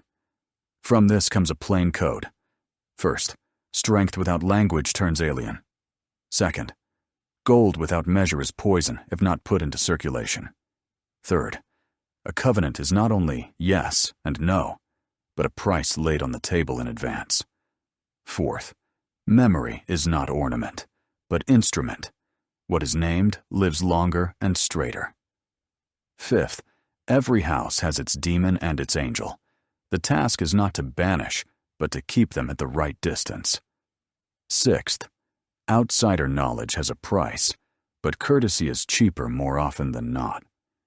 When, in the next parts, we look at archaeological things named swords, Thor amulets, rings and strap ends, ships and horse gear, they will light up with familiar meanings. There will be hoards we were taught not to fall in love with, runes that need an honest formula, carvings of dragons and beasts which are not nightmares, but a language of force. And once more we will see. The North does not hide its fears. It converts them into covenant. The boundary hero is not a mere monster slayer, but a mediator between house and element, standing in full rank with judges, vulvas, and hosts of feast tables. 6. Archaeology and material witnesses. Myth grows more convincing when words are joined by things. The North is especially rich in this speech of objects. Wood and stone, iron and amber, gold and bone, wool and flax have preserved what language might have forgotten in fear of time. Archaeology here is not a cabinet of curiosities, but a way to check how myth lived in the house, on the shore, in the field, at the market. Where stood the posts on which oaths were sworn, which signs people wore on the chest, what burials looked like, where 70 years of life were compressed into one fitting image, how ships were adorned, the vessels that led toward neighbors and toward the gods. Such a conversation does not oppose poetry. It strengthens it, because things are a consent among generations. Someone made them, others recognized and repeated. Begin with the most visible traces, mounds and ship burials. Northern lands know dozens of variants of the last road, but the general logic is clear. The dead are given what explains their place in life and their way into the other house. Sometimes cremation, sometimes an in-ground grave, sometimes a ship or boat set on land and heaped with a mound. The ship is a transparent symbol. It carries not only over water, but along the border of worlds. Its hull is a bundle of the house.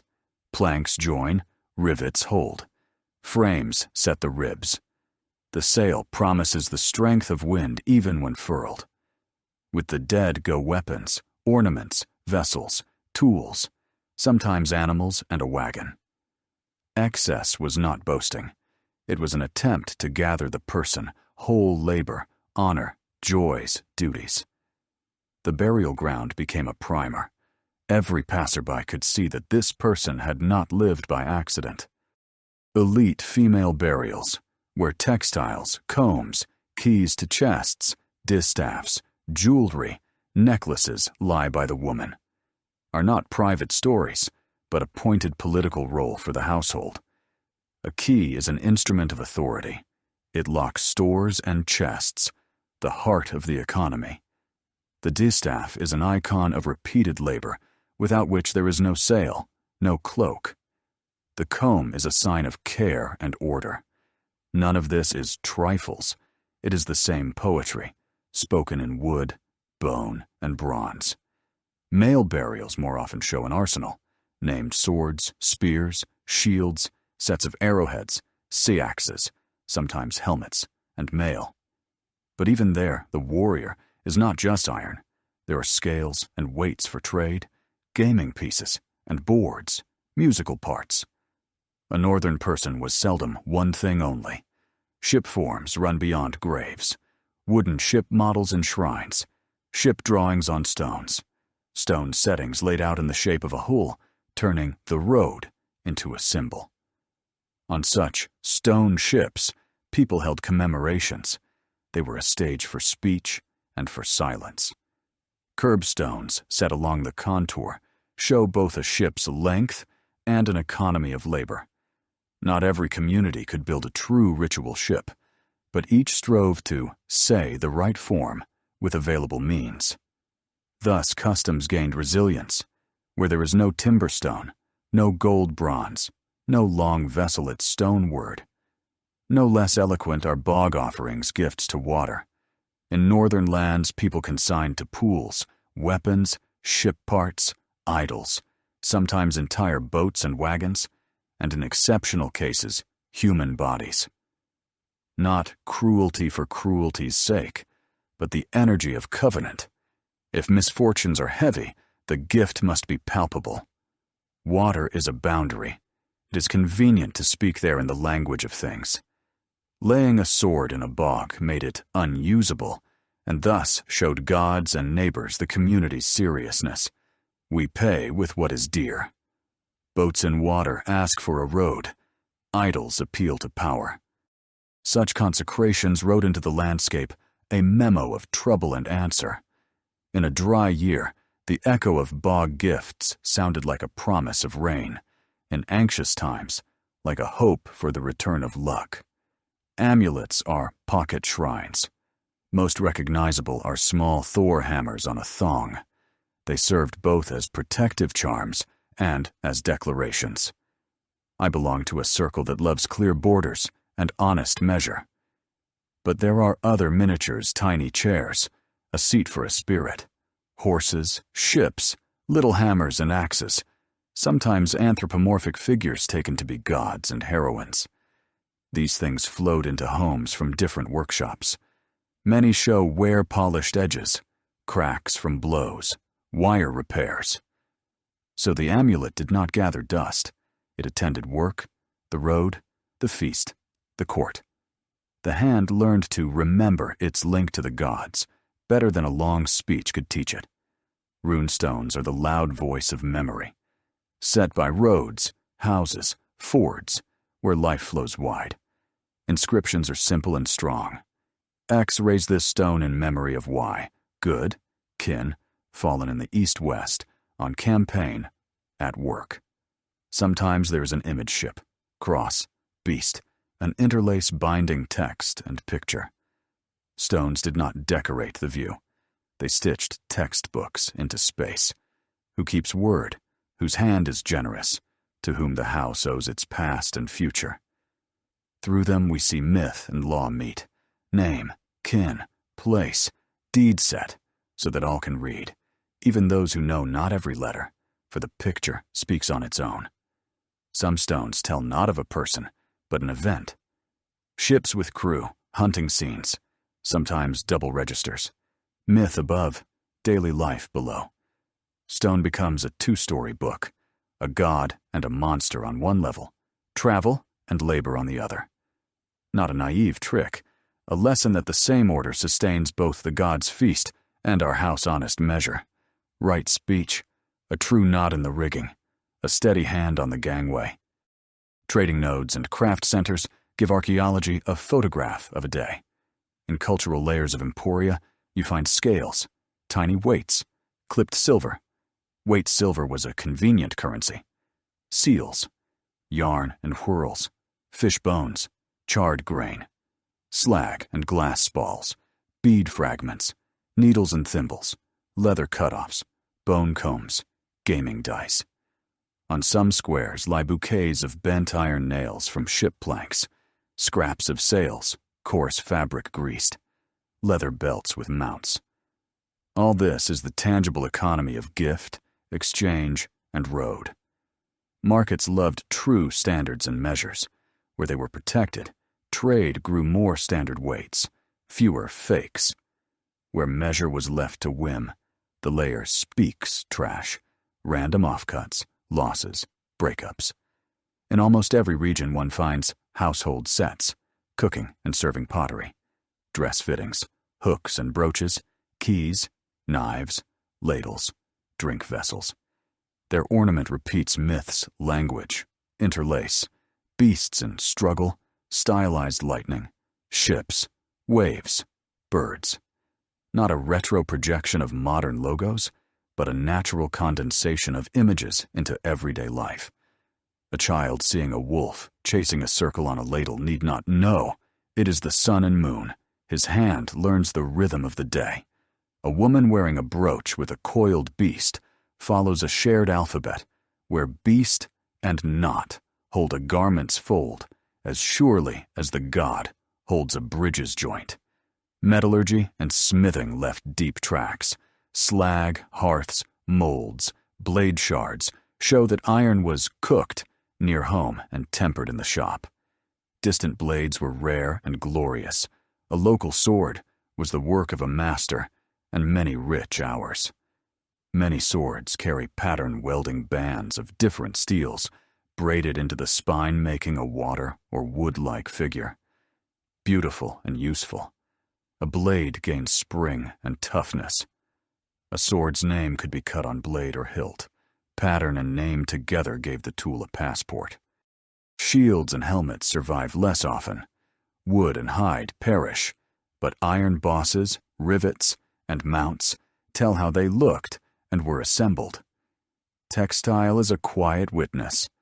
Wool and linen sometimes survive by miracle under mounds, beneath heavy stones, inside houses without light.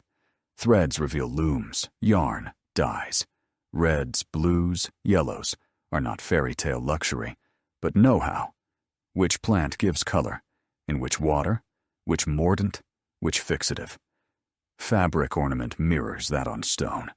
The same language of knots and bows. Sails are a world apart, heavy cloth able to hold wind and salt. Dried on shore, patched, cut into bands, tied with knots, where no tail works.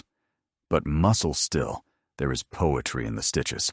Proper length, proper needle pitch, right selvage like a proper line. Wood as material is half the northern universe. Houses, vessels, harness, chests, grates, spoons, ladles, statuettes. It rarely survives. When it does, it tells all. What axe, what plane, what gouge, how craftsmen matched grain to task, how they made joints without nails. In wooden idols, we read the same concreteness as in myth. Not a god in mist, but a face, a beard, a hand, a post, with a ring or hammer hung upon it. An idol is not a portrait, but a point of gathering.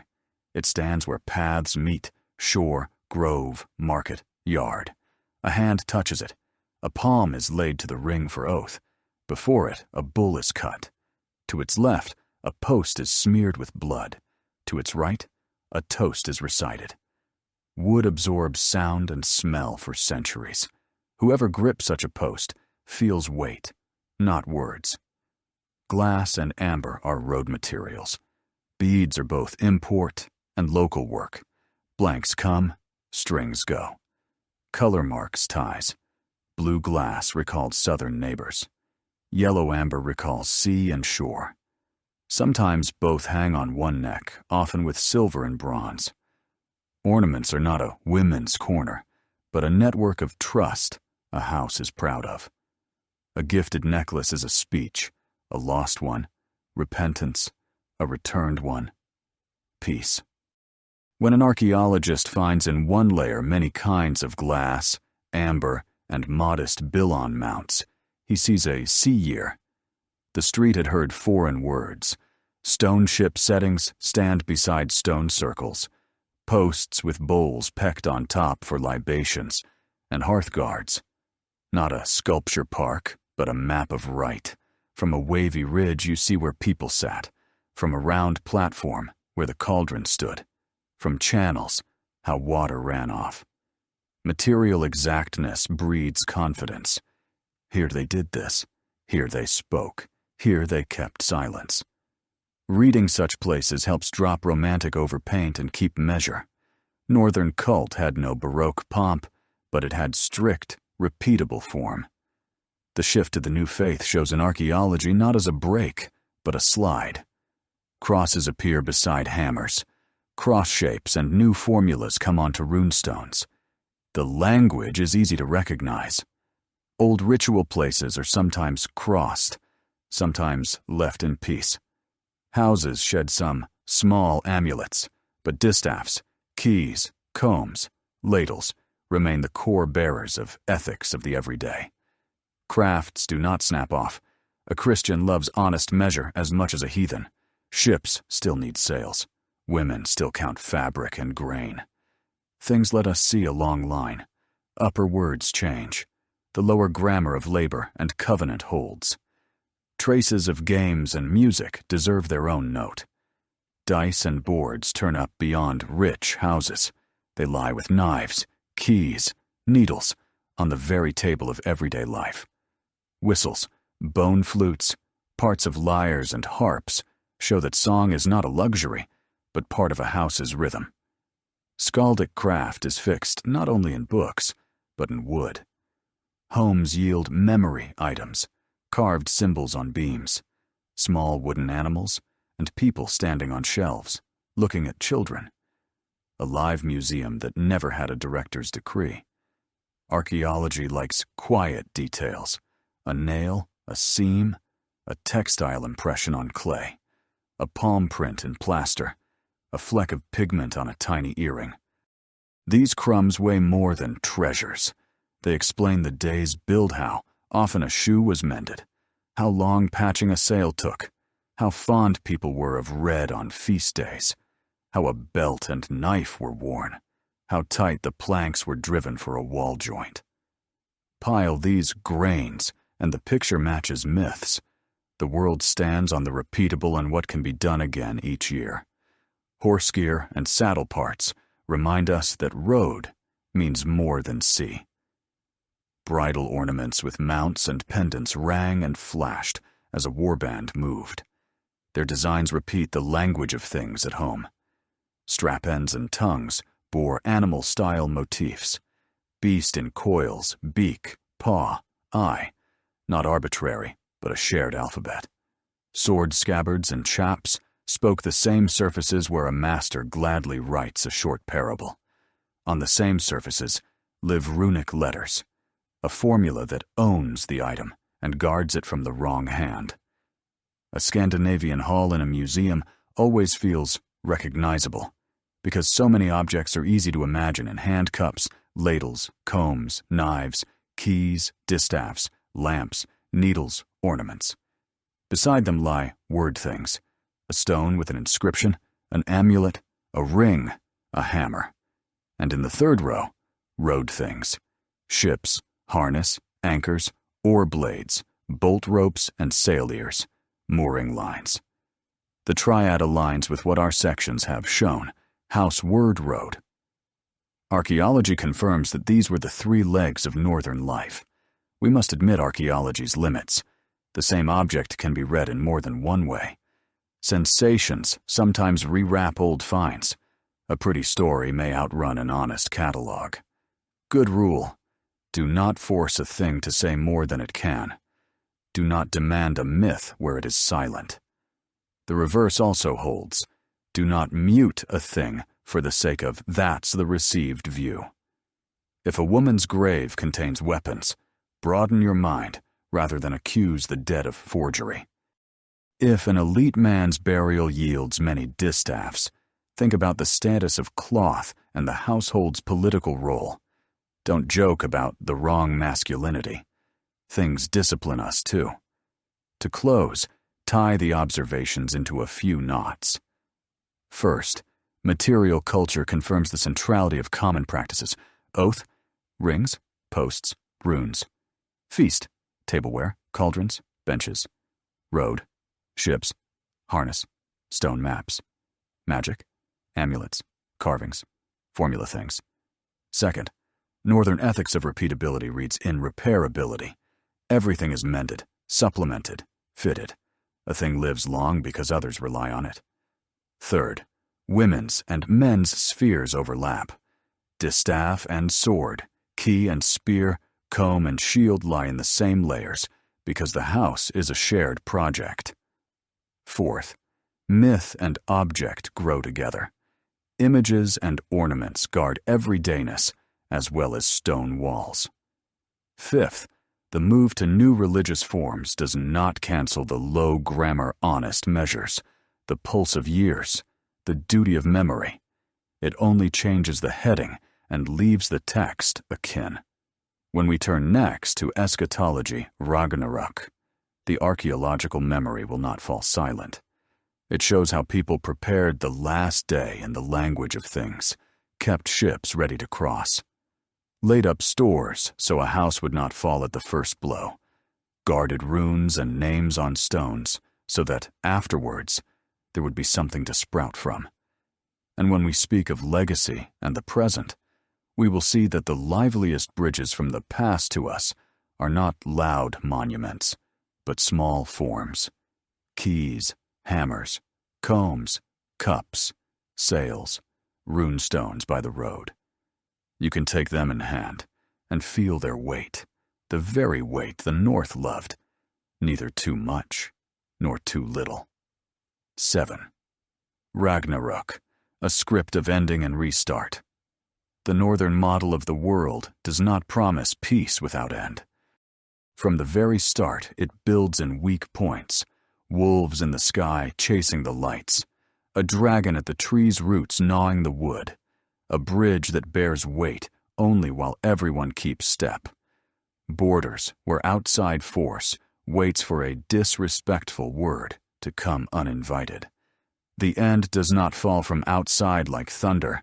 It grows from fatigue in the system, from accumulated mistakes, and from debts long past due. The tale of Ragnarök is not a scare for bedtime.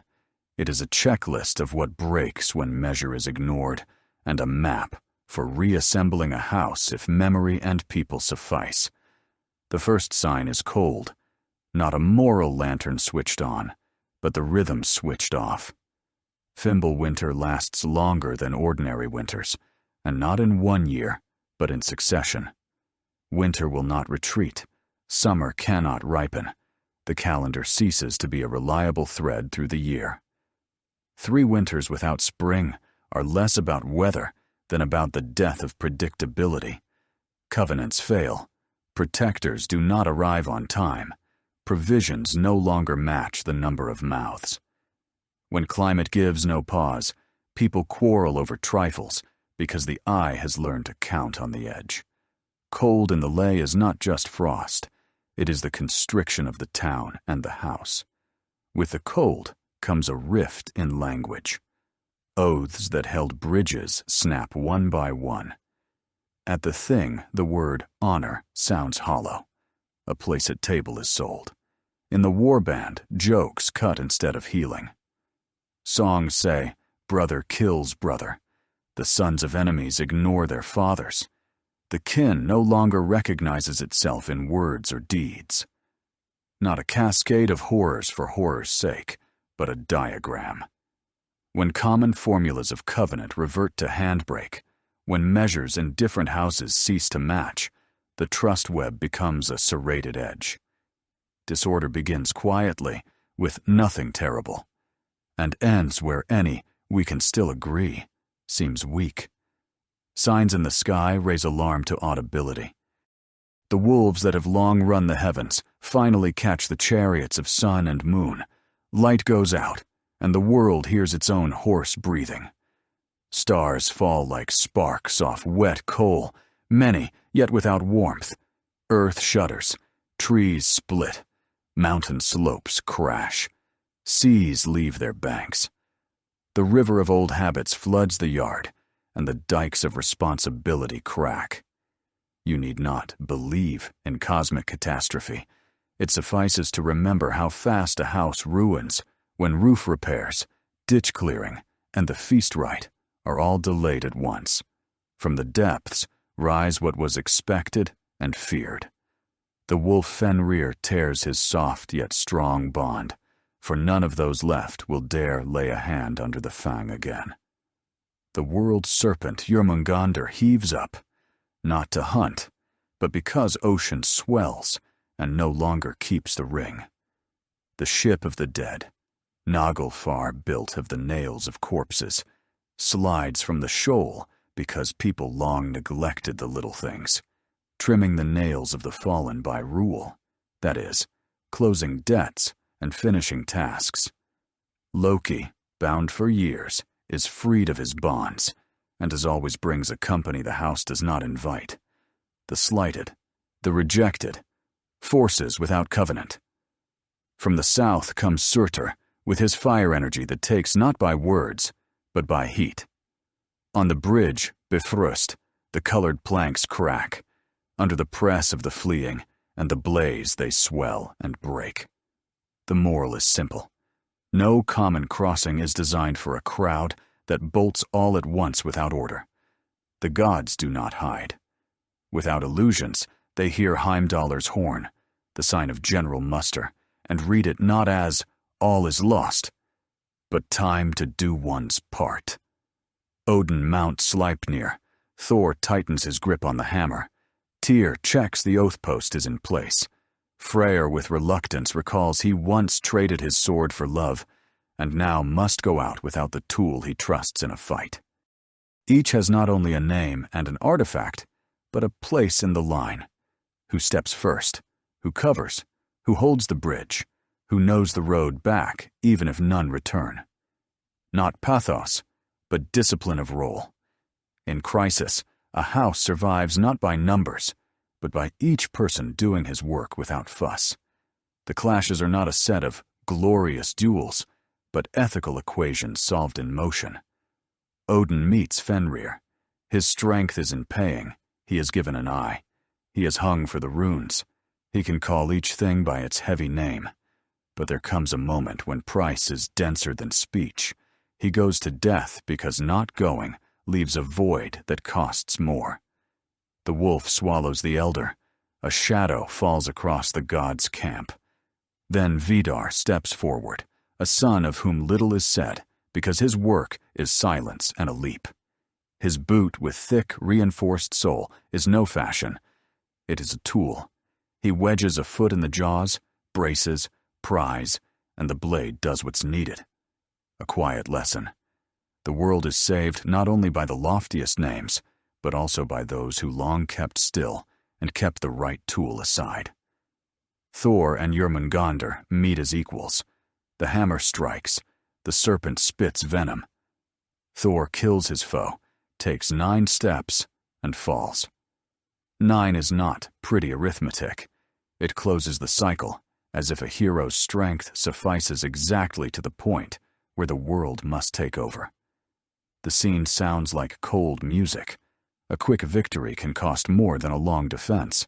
The choice is not between live and die, but between die thus and die otherwise. Freyr meets Surtur, and falls an old choice returns as a bill. Tyr joins Garmr, the hound of death's realm. Both perish. Loki and Heimdallr strike each other down, as if two sides of one useful habit, cunning and watchfulness. Without the first, the world congeals. Without the second, it rots. But in the moment of reckoning, they burn each other out. This is not all against all, but exact settling of old balances. Stop here, and the canvas is black. But myth does not place its period here. Surtur draws his sword of flame across the world, and the fire is not malice, but cleansing that knows no pity. Fire joins with water, the world blazes and drowns at once. Not a physical impossibility, but an image. Order always collapses in several media at once. Ties burn, meanings drift, archives soak, bridges fail. Fire is not evil. It does what it must. Clears space with no footnote. For whom? Then, a pause. Waters withdraw, and earth rises green, as if without ash. On the plain Yggdrasil, the survivors meet and returners as well. Vali and Vidar, those who spent little on words and kept strength for when it would be needed. Modi and Magnithor's sons lift Mjolnir from the ground. It is no longer needed for a serpent, but will serve to consecrate new oaths, newly allotted shares, bridges rebuilt. From heel come Balder and hood-rolled opponents now without enmity. Not sweet peace, but rehabilitation. Light, once killed through a loophole in the covenant, walks beside the unwitting instrument of the harm. The world does not erase its biography. It learns to live with it without turning it into poison. A new sun appears. Soul's daughter, they say, inherits a light conceived before the dark. It will not shine forever without conditions. It will demand again bread, song, labor, roof repair. On the grass lie the serpent's bones, a sign that there are things not to be wakened again, save in song and memory. Where Asgard stood there is emptiness. On emptiness, a post is easy to set. First one, then another, then a crossbeam, then rafters. The world is offered not happiness, but a field for work. People did not vanish. In Hodmimir's wood too survived the cold Lif and Lifthrasir. The names are not vague, life and sturdily living. They fed on morning dew and image for frugality and simplicity when there are no stores, markets, or neighbors with ropes. Enough of what heaven gives when the air is clean and quiet. They come to the light and speak anew in short words. Water, home, children, road, day, year. Not mythic Adam and Eve, no world immune to pain and oaths. They are remnant and shoot. Behind them stands memory of the end. Before them, a sufficient sky and a recognizable land. They will need everything we have seen. A hand to wield the hammer, an eye to read the weather, a tongue to swear and be silent, a mind to link house and road. Why such a finale? To say, the end is not death conquering life, but testimony that memory outlasts the gale. The gods' will runs out, yet the forms they lived by oath, feast, honest measure, care for the bridge pass on because they are not names, but tools that save others' labor and one's own life. If the sun's daughter finds listeners, she will be a calendar, not an idol. If Mjolnir stays heavy not only in the hand, but in the conscience, it will bless not war, but fair allotment. If a runestone stands not for vanity, but for true remembrance, the road regains its rhythm. Ragnarök is a lesson in under-maintenance. Those who died were not the weak, but those paying old debts in a new day. Friar's fault is not love, but that the price was levied on the future. The household's fault is not joy, but forgetting notches on the wood marks by which a bridge is mended in spring. The lawkeeper's fault is not straightness, but tardy reading. One must account not only for the letter, but for tempo, when fuss ruins more than a predator. The point of the end is to remind us every system has natural wear. You cannot cancel. You can only carry it, mending each day. Systems do not die of one arrow. They go to fire when for decades they ignore that even truth tires. In the lay sits a strict economy of hope. Not cheap. The new sun is not gratis. Ash lies on the fields. Smoke black clings to rafters. But there are things that neither burn nor drown, calluses laid white on palms by long work. The knack for setting a stone true, the habit of measuring fairly, steady speech at the table where people do not shout each other down. These skills survive the blaze. Ragnarök offers no technological recipes, but it does offer a kit of ordinarily beautiful tools. Repair, memory, order, covenant. There is a political sense as well. Describing the God's end sounds like stripping a society of its chief managers, not an invitation to anarchy, but a challenge.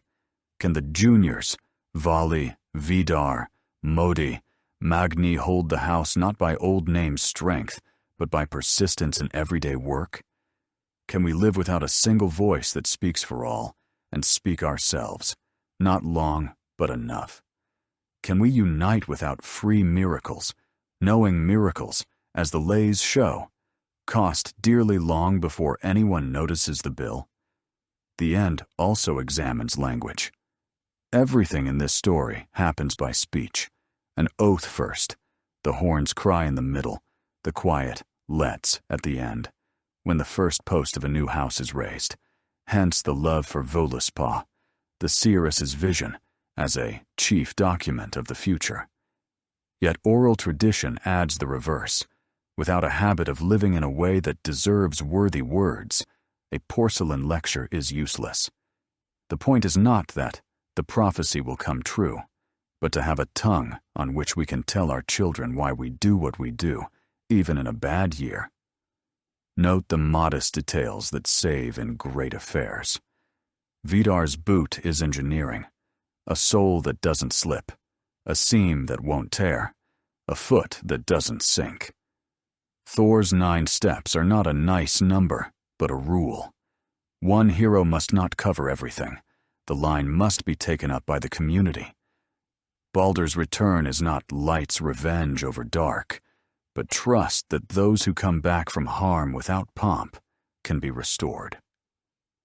Leif's name is not a concept, but a mother's whisper calling a child to the table on a new day. How does the plot work in daily life? Every house knows a little Ragnarök, stores thinning, a stove that smokes, a bridge that floats after flood, a neighbor offended by the wrong word. If a house has the habit of mending, remembering, sharing, and tightening belts without breaking ribs, the end of the world is postponed. If not, it comes quickly without heavenly thunder, and goes as quickly into someone else's routine. The songs remind us, the end is not a picture for a wall, but practice for the day the calendar fails. One more detail, the place of light. The sun dies and returns as a daughter. Not the old lamp in a new shade, but an heir who will not repeat her predecessor's errors, if those she lights play their role. Grieve in time, work in time, rejoice in time. Light does not belong to the gods, it serves those who can keep it. Not sacralizing utility, but respect for the unseen, without which a cup cannot be placed on the table. There is an obvious conclusion for politics and economy alike. A system with no parallel bridges, no spare parts, and no people ready to wordlessly put in a boot is brittle. A system that cannot price romantic choices in advance, like trading a sword for love, will not live long. A system where the word too often defeats the deed dies of laughter when silence is needed, and of silence when it is time to call. Ragnarök says, "Lay in reserves of will, tools, and skill for the day after tomorrow, because trouble likes to arrive while everyone is still singing." At the end of this part, the world is neither rosy nor black and white. It looks like a shore after a storm, things piled, sand wet, people silent, eyes searching, whose oar, whose bailer, whose knife, whose shard of tiller. This is the honest picture of renewal, not trumpets and flags, but sorting, repair, and the first hot meal in a new pot. The North respects this quiet. There is more hope in it than in loud promises. From it, a house can be grown, another feast, another oath, another bridge, and thus another chance to postpone the next end for one more long season. Fight, Christianization, writing, and the modern legacy. The North did not change with a single bell stroke. The new faith came not as a storm, but as a long tide. First solitary waves, missionary attempts, foreign monks on the landings, the earliest crosses on traitors' chests, then the decisions of things and kings, oaths, churches raised, a new calendar of feast days. Afterward, decades of bilingual life, with hammer and cross hanging side by side, old songs at the feast, and new prayers on Sunday.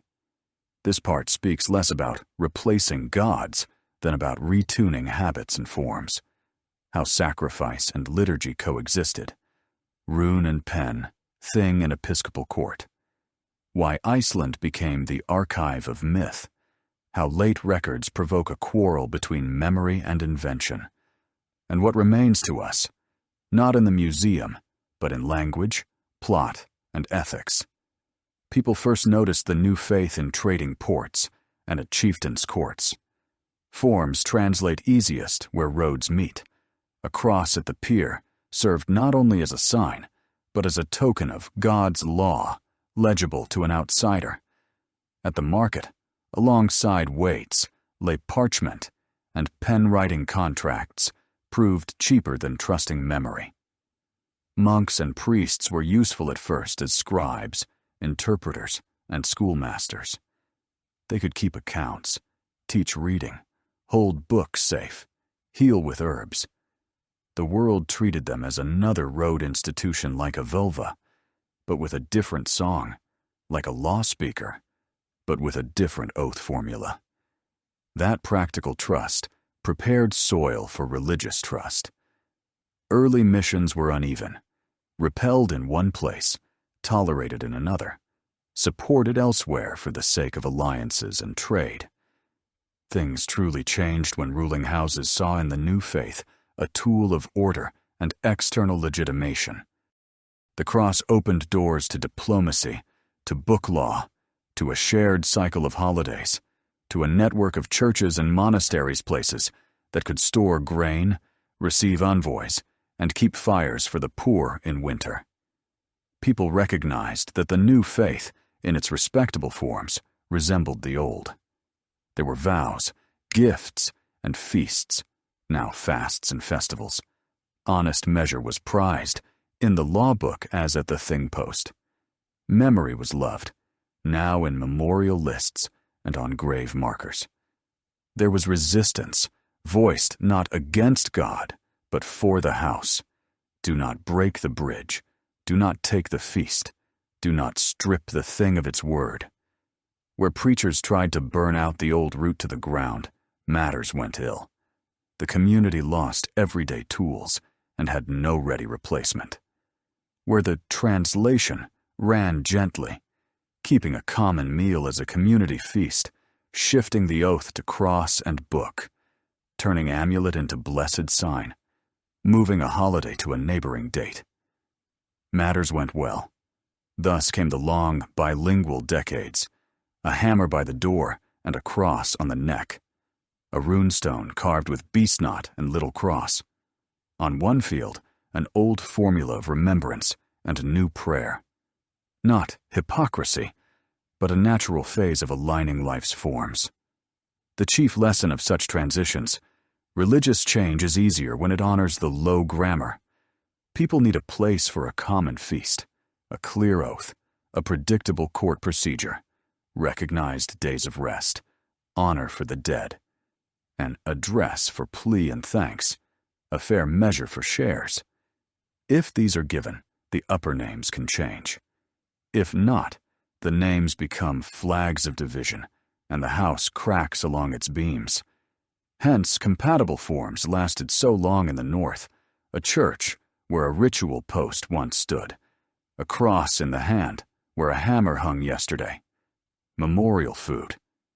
In the house that officially kept fast, Iceland became special, not because the gods lasted longest, but because book and oral tradition met in time. The island was settled by folk used to things and kin contracts, to long winters by the hearth, and to memory kept in names. When scribes wrote down the poetic Edda, a bundle of old lays, and when Snorri Sturluson compiled the prose Edda, a handbook of poetics, with a mythological catalogue for skalds. They did not create from nothing. They canned what already worked. Yet canning is also choice: what to include, what to name, how to shelve it, where to hand a Christian reader a key, where to smooth, where to impose school order.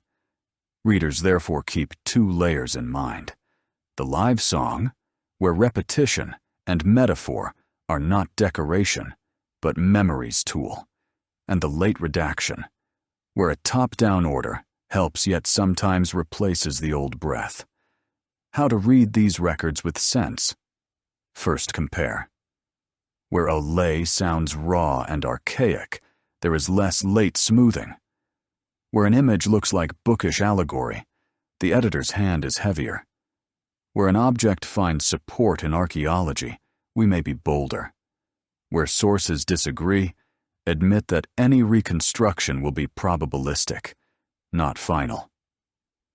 Second, remember there was less symbolic reading in old days than we like. The hammer is not an abstract principle of order, but a concrete tool with concrete uses: blessing a marriage, consecrating an oath, marking protection. The world tree is not a philosopher's metaphor, but house and grove together, a reminder to water roots, guard branches, and mend the bridge. Third, separate reconstruction from the temptation of ideology. Every era paints old plots in its colors. 19th century romanticism to find a national spirit, modernism to play with ornament, the 20th century for racial fantasy, or a return to nature. The antidote is plain: keep to sources and things, not slogans. Christianization changed the soundscape too. Skaldic verse yielded ground to hymns and prose.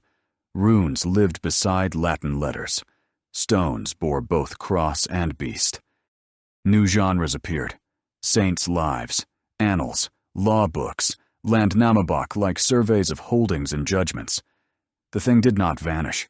It dressed in a new lexicon. Oaths on ring or hammer were translated to oaths on cross and book. Gift did not disappear. It worked deeper through alms, church collections, parish aid. Magic did not vanish. It requalified. Part remained in household prudence. Part slid into witchcraft and drew suspicion. Part entered home prayers and blessings, the magic of words in a new register. Another translation touched the calendar. Old seasons took new saints. New holidays sat down beside old feasts. Yule, the wheel of winter, stood alongside Christmas. Spring memorials alongside Easter. Autumn gatherings with harvest feasts under Christian names. No cognitive shock was needed. The form remained. The center of gravity shifted. Crucial was that the language of common responsibility stayed. If a holiday, then a common meal. If memory, then a name on stone. If oath, then in view of all. The new faith won where it didn't try to annul this grammar. Writing myth in Iceland gave Europe a special channel of influence. When romantics sought a northern muse, they reached for Eddas and sagas, terse speech, heroism without sugary glaze, ornament that keeps its line. Painters built a northern school. Architects borrowed motifs. Composers wrote suites that dreamed of cold lights. Philologists erected ladders of reconstruction, compared formulas, compiled lexicons. Travelers brought home photographs of rune stones and stone ships. This was a legitimate path, to accept the North as part of Europe's memory without turning it into an idol. There were darker turns. In the 20th century, political movements tried to privatize the North as a mark of blood purity and natural cruelty, slotting hammers and runes into emblems, tearing scenes from context, and turning them into slogans and threats. None of this accords with real Northern practice, which honors measure, law, and covenant far more often than the will of the strong. The answer to abuse is simple: Return myth to its normal medium house. Feast. Thing. Habits of honest measure. Respect for memory. Taming strength. Then the temptation to read a rune as a command and a hammer as a right to strike dissolves, and meaning returns to hold. In mass culture, the North stands out because it translates easily. Recognizable things: hammer, spear, dragon, tree. Simple yet deep plots: oath, gift, covenant, the price of cunning. Archetypes: defender, sage, trickster, keeper of memory. In comics and cinema, Thor has become a hero of another era. Yet even there, the aura of honest measure and straight dealing clings. In novels and games, trees and runes, ships and beasts act as interfaces for talking about law and force, if not always fairly. In fantasy, the northern logic fits: the house as world, the bridge as plot link, the breach of oath as the only truly unforgivable fault. The problem is not that myth is reused, but how. Good reworkings keep the core measure, covenant, responsibility. Bad ones keep only the props. Modern neo-pagan movements in the North and its diasporas, some conscientious, some not, are part of the legacy too. Some try to reconstruct rites gently. Seasonal gatherings, common meals, household blessings, the ethics of gift and oath. Others succumb to the lure of the strong picture, replacing practice with symbols for symbols' sake. The key test is not ornaments or correct words in an old tongue, but the discipline of everydayness. Can you share a table, mend a bridge, keep measure, and speak truth aloud? Where these live, tradition lives. Where they do not. Any return is a masquerade. The legacy works quietly through language. In northern plots, the ideas house as world and world as house took a modern form. We say to keep one's word, to keep measure, to keep the bridge, idioms that, outside biblical roots, read easily as northern images. The word satyr has entered cultural vocabulary as an image for fine work with luck and chance. Valkyrie as a sign of choice and dignity. Berserk as a metaphor for extreme mobilization that must be switched off. Ragnarök has become a name for system failure. Though the myth itself reminds us it is better seen not as a poster's end of the world, but as a restart after paying old debts. Schools and universities taught another crucial thing method. Whenever we read about ancient Northerners, 3 steps help. First, find a source. Where is it written, and by whom? How close to events? Second, find a thing, an archaeological trace, a material analog, a visible habit. Third, check the translation. Has a modern author stretched an old plot over desired meanings, political, romantic, or commercial? This discipline does not kill interest. It saves us from empty passions and helps us see myth as a practice of living together. We cannot speak of legacy without ethics. The North teaches not cruelty in the name of strength, but the opposite taming strength by covenant, oath, and feast. Where today people argue over freedom and order, the Northern model offers middle tools: honest measure, open speech, gift as technique of peace, oath as technique of responsibility, law as form of respect. The kit is simple, but it outlasted gods, kings, and alphabets. It is worth repeating. Artifacts have moved into museums. That does not make them dead. In galleries lie the very things that once bound: house, road, and word. Keys, combs, hammers, rings, cauldrons, sails, runestones. Their life returns when we see in them not curiosities, but working tools of ethics. A key is memory that the mistress had the right to speak at the feast. A comb is care of self and others. A hammer is common consecration. A ring is a manifesto of covenant. A stone is public memory. A visitor gathers a lexicon, the very one that makes it easier to live with one's own and with strangers. Finally, myth as metaphor. Today we speak of roads of knowledge, bridges of culture, chains of trust. Road, long ago escaped lanes and seas. It names any repeatable linkage where people learn not to waste others' labor.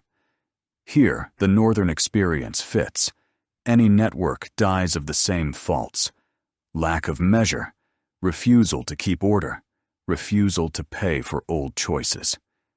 And is born of the same goods, a new sun that is good for one workday at a time, a hammer that comes to its task without pomp, a stone on which a name and a deed are written honestly, without advertisement. The future of the legacy is not bringing gods back, but restoring the forms that let houses stand. Everywhere we need fair measures and simple words, holidays where a feast is, thanks for a year, not a show. Courts where it is obvious each word has weight, bridges where the order of steps is known. Schools that teach not to re-chew legends, but to keep language precise and calm. In that sense, Norse mythology is not the past, but an instruction without expiry. It passes easily to a child without breaking his modern tongue. Keep your word. Share. Do not wrong a guest. Pay for your choice. Learn a craft. Repair day after day. If, in one home, a small tin hammer hangs over the table, and a shelf holds a stone with a carved name, and a sturdy comb lies in the kitchen, such a set is not paganism, but memory of the quality things of life. Over it you can have anything: music from speakers, a holiday with electric garlands, digital oaths, and paper contracts, the lower grammar stays. That is the modern legacy: to respect the hours, things, and words that make up a house, and to hold them together even when pantheons, alphabets, and ruling names change. So our road finishes, from a world picture with tree and bridge, to the gods' houses and their pacts, to rites, to heroes and monsters, to objects and ships, to the drama of ending on a new dawn, and finally, to the written record and today's vocabulary. All we have said resolves to a simple, seldom kept thought. Life's forms endure when they save others' labor and teach measure. The North preserved these forms in songs, stones, and things. We can preserve them in speech and in deeds. Then the squirrel's voice on the trunk mischievous, and tart will serve as a helpful reminder. Connection down and connection up are equally vital, and any news is worth checking and saying right.